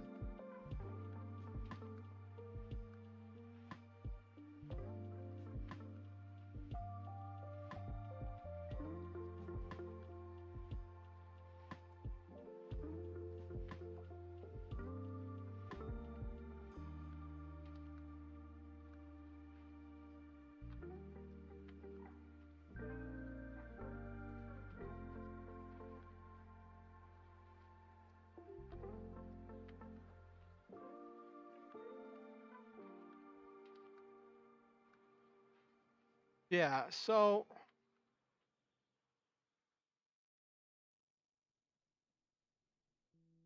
you're just watching more anime, Nabiru? What anime are you watching?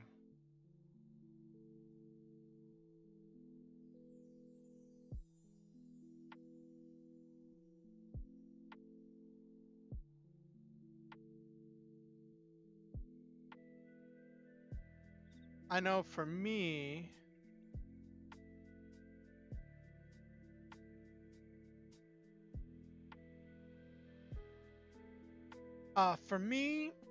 I'm gonna be, well, tomorrow I'm going out early to go turn in an application for a housing program. Hoping I have all the papers involved with that. I'm hoping that goes well.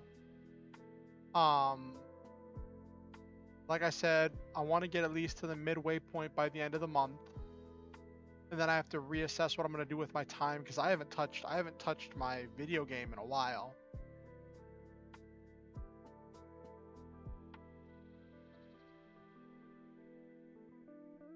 Hmm, watching some more Bullfurry.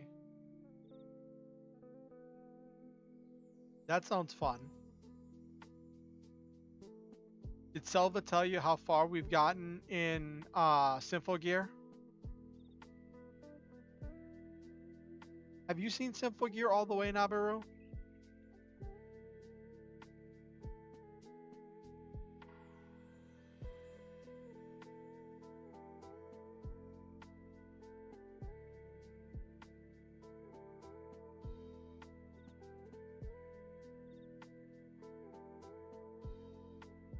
So you've gotten pretty far into it. Okay.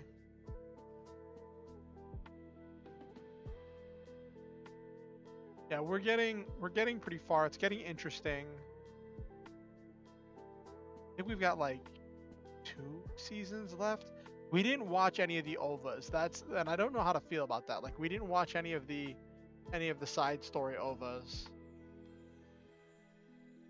I really want to find.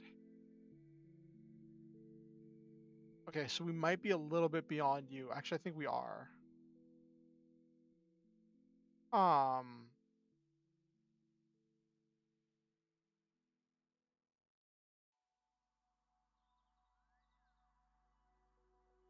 okay, I think we're on AXD.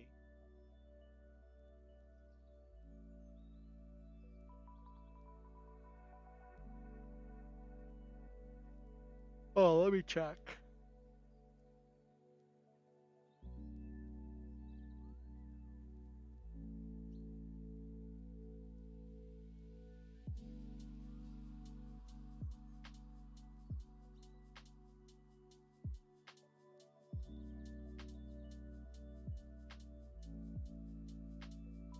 Yeah, we're on AXZ. Is only is AXZ the last season?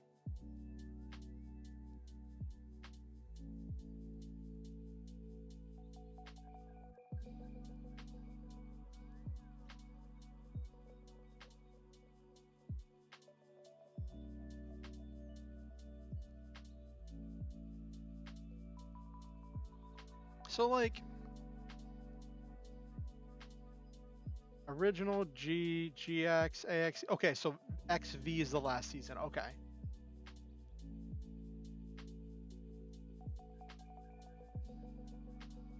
Okay. All right. I really want to get um the soundtrack, and I don't know where or how. Like, you know where or how to get the Symphogear soundtrack?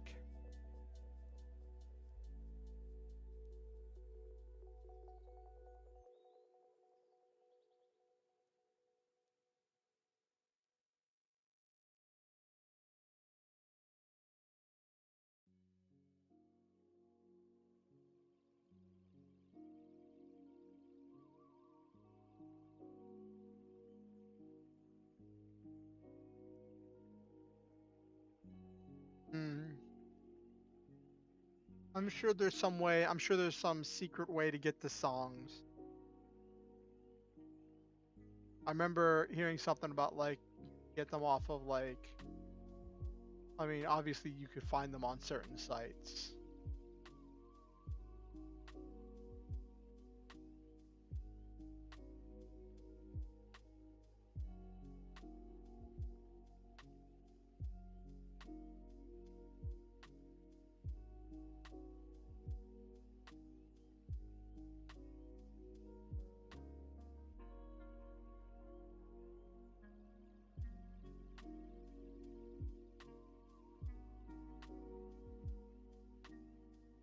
I guess that works.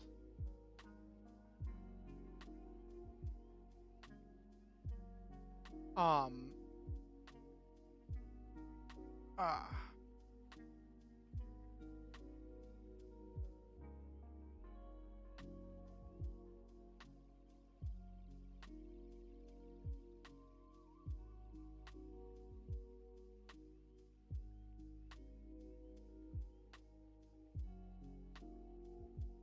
Yeah. I want to get it just because I really like the music in Symphogear. I think it's really well done. Um, and the songs are really catchy. Or at least get the climax songs. But so okay. So I'm gonna rant for a second about something. I know you said your favorite's still Chris, and I can see why. My favorite's the Hikari, the one who punches everything, the spear, Gunganir. Yeah, Chris's songs are also really fun. I love the ones when they all are fighting together and they're singing one song and they're all singing different parts of it.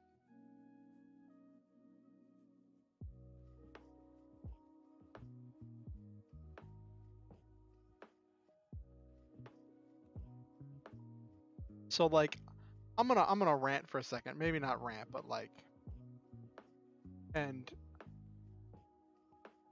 yes, Hibiki.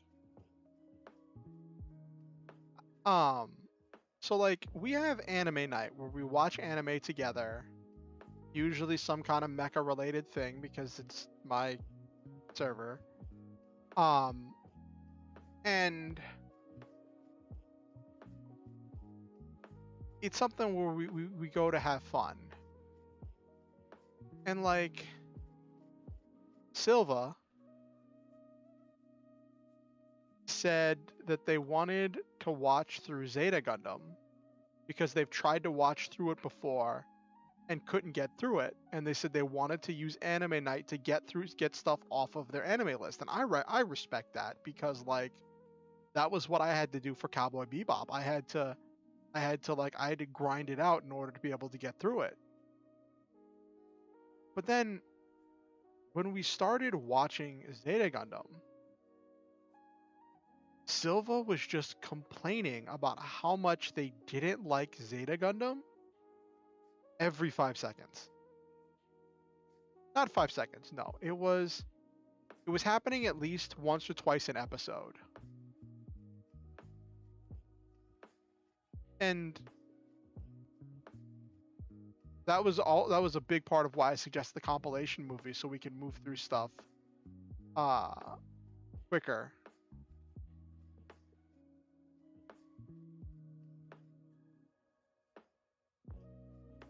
Yeah, we couldn't find it on the site we were using.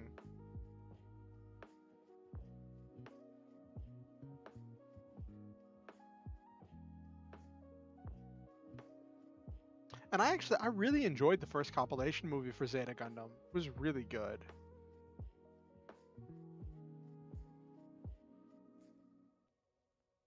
I bet you do, Nabiru.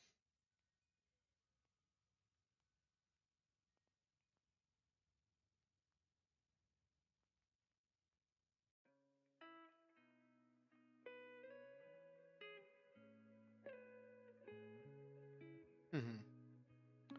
So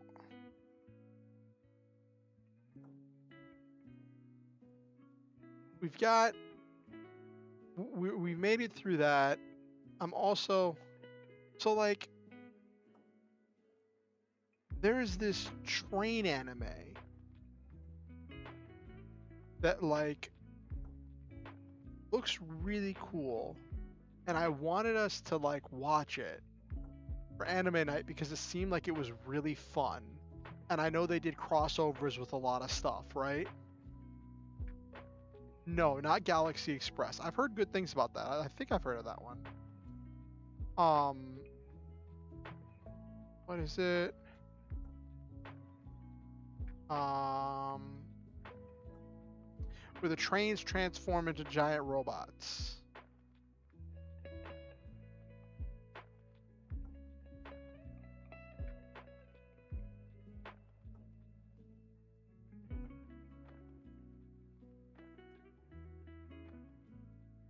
Yeah, well, that they weren't. Miku wasn't the only one that did a crossover with. They did crossovers with Evangelion and Godzilla.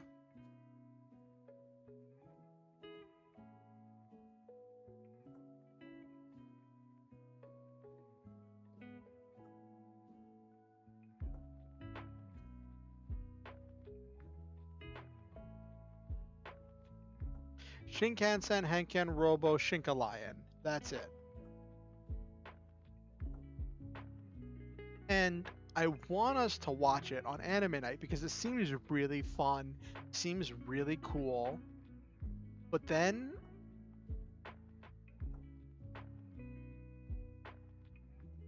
it has one Miku episode and it becomes the Miku train anime. That is the power of Miku.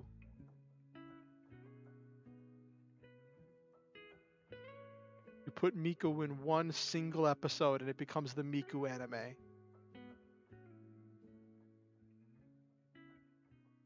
How many episodes did Shinkalion have with Miku? We Google it.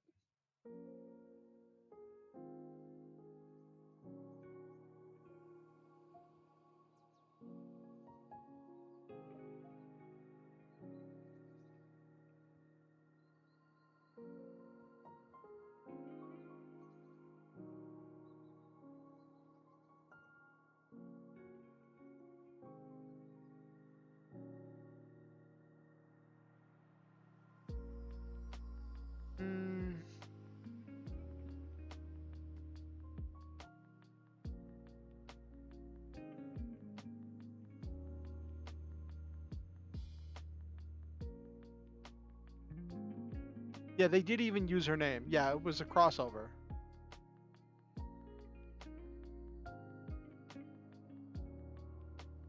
So she first appeared. She first appeared in episode 15.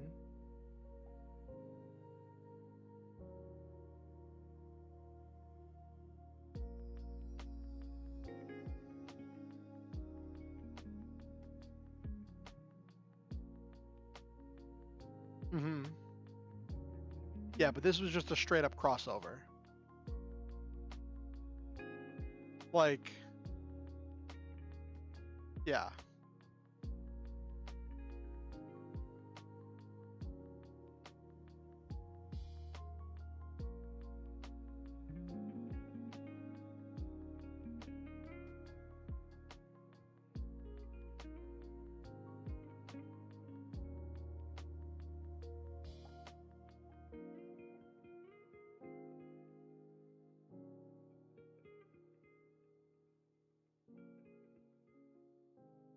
All right, so let's see. She's in 15. She's in 16. And she's apparently in the movie.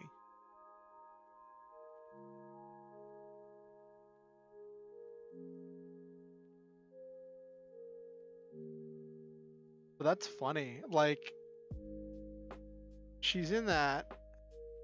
And so we were all set to watch it, right? We had everything set up where we were like, yeah, let's watch it. Let's watch it together. That's what we're going to watch on anime night, right? Because it looked fun. It looked exciting. It looked interesting. Then we pulled it up, right? and we're like, oh, this could be a problem because it has 76 episodes. And everybody was like, ooh, we're not ready to commit to a 76 episode anime.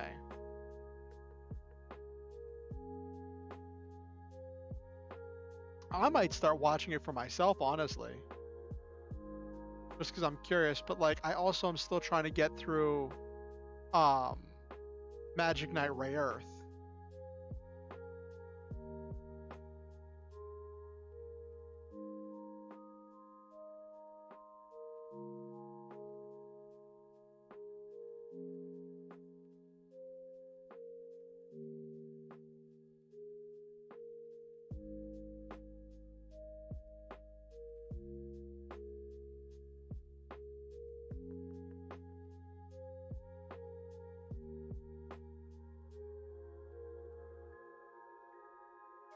Well, here's the thing. Symphogear is 5 seasons, and each season is 13 episodes long. That's 65. So that, okay, all right, okay. That's only 10 episode difference. But 10 episodes is a season in other animes.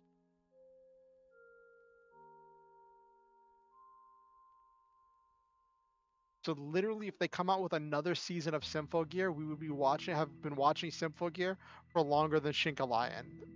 Okay.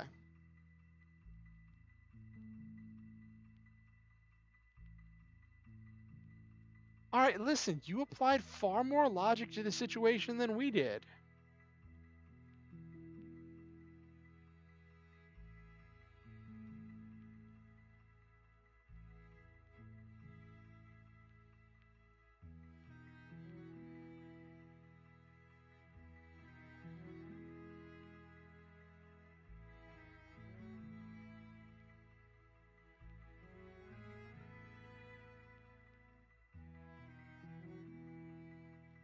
But I am gonna use that. Like, I'll probably tell Silva, like, hey, let's watch Shinka Lion because it's literally no longer than Symphogear. We'll probably do it after we finish Symphogear.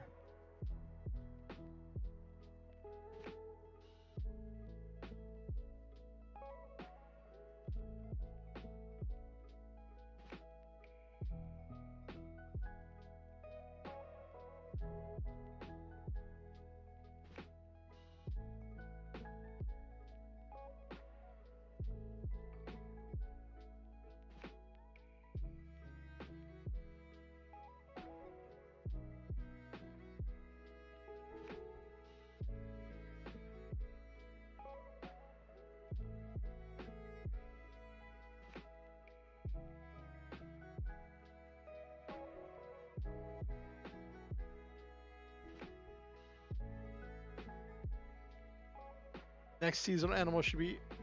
Oh, really? What's that gonna be?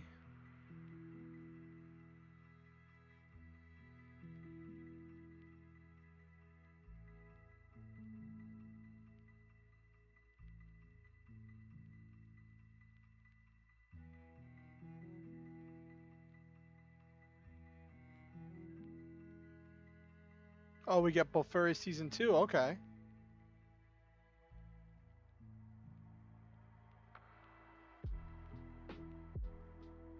Wonder what crazy powers she'll get then.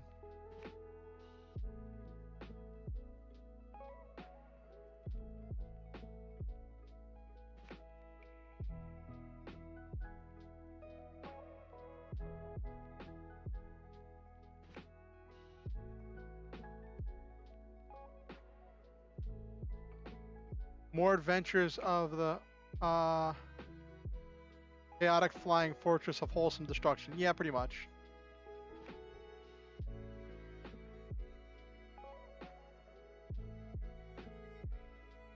Okay.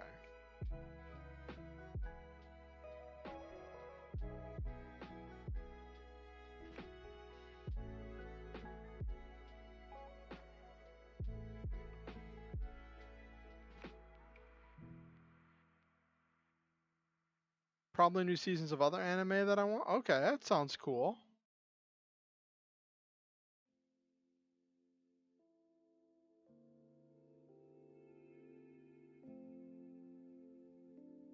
All right. Well, that's been we just crossed 3 hours, so I'm actually gonna get ready to wind down and call it here. We talked about some great stuff. Got just over 2K words written, which is good.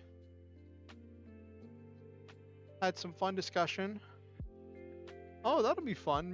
Misfit of Demon King Academy 2 will be out in 2023. That sounds fun. So, we had a good stream. It was definitely exciting. Feel like I got a lot of progress done. So let's wind down. Let's wind down for the night. So I want to say to Nabiru, Silva, Sam, who else did we see? Jay. I think that was all we saw. And to everyone else, anyone who was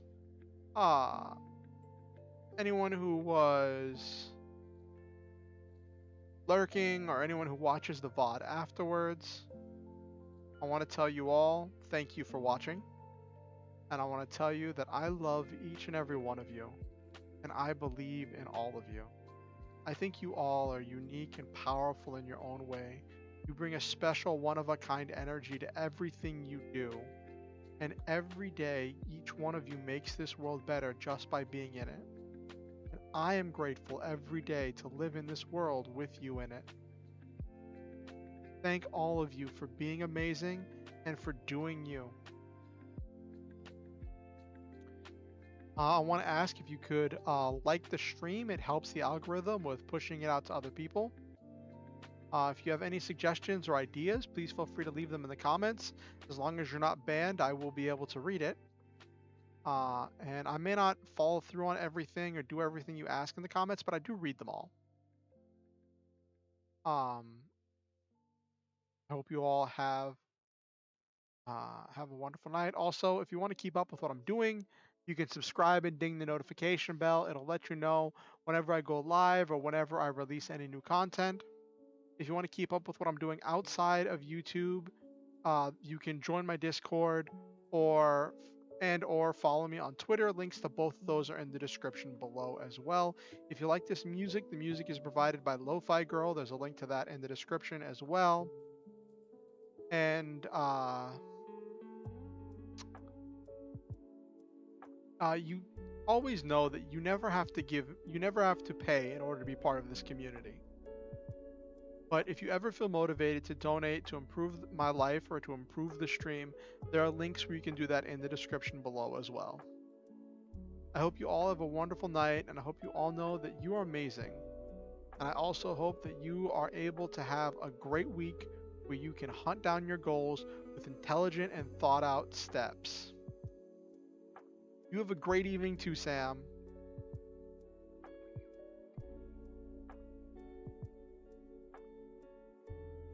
It was great seeing you.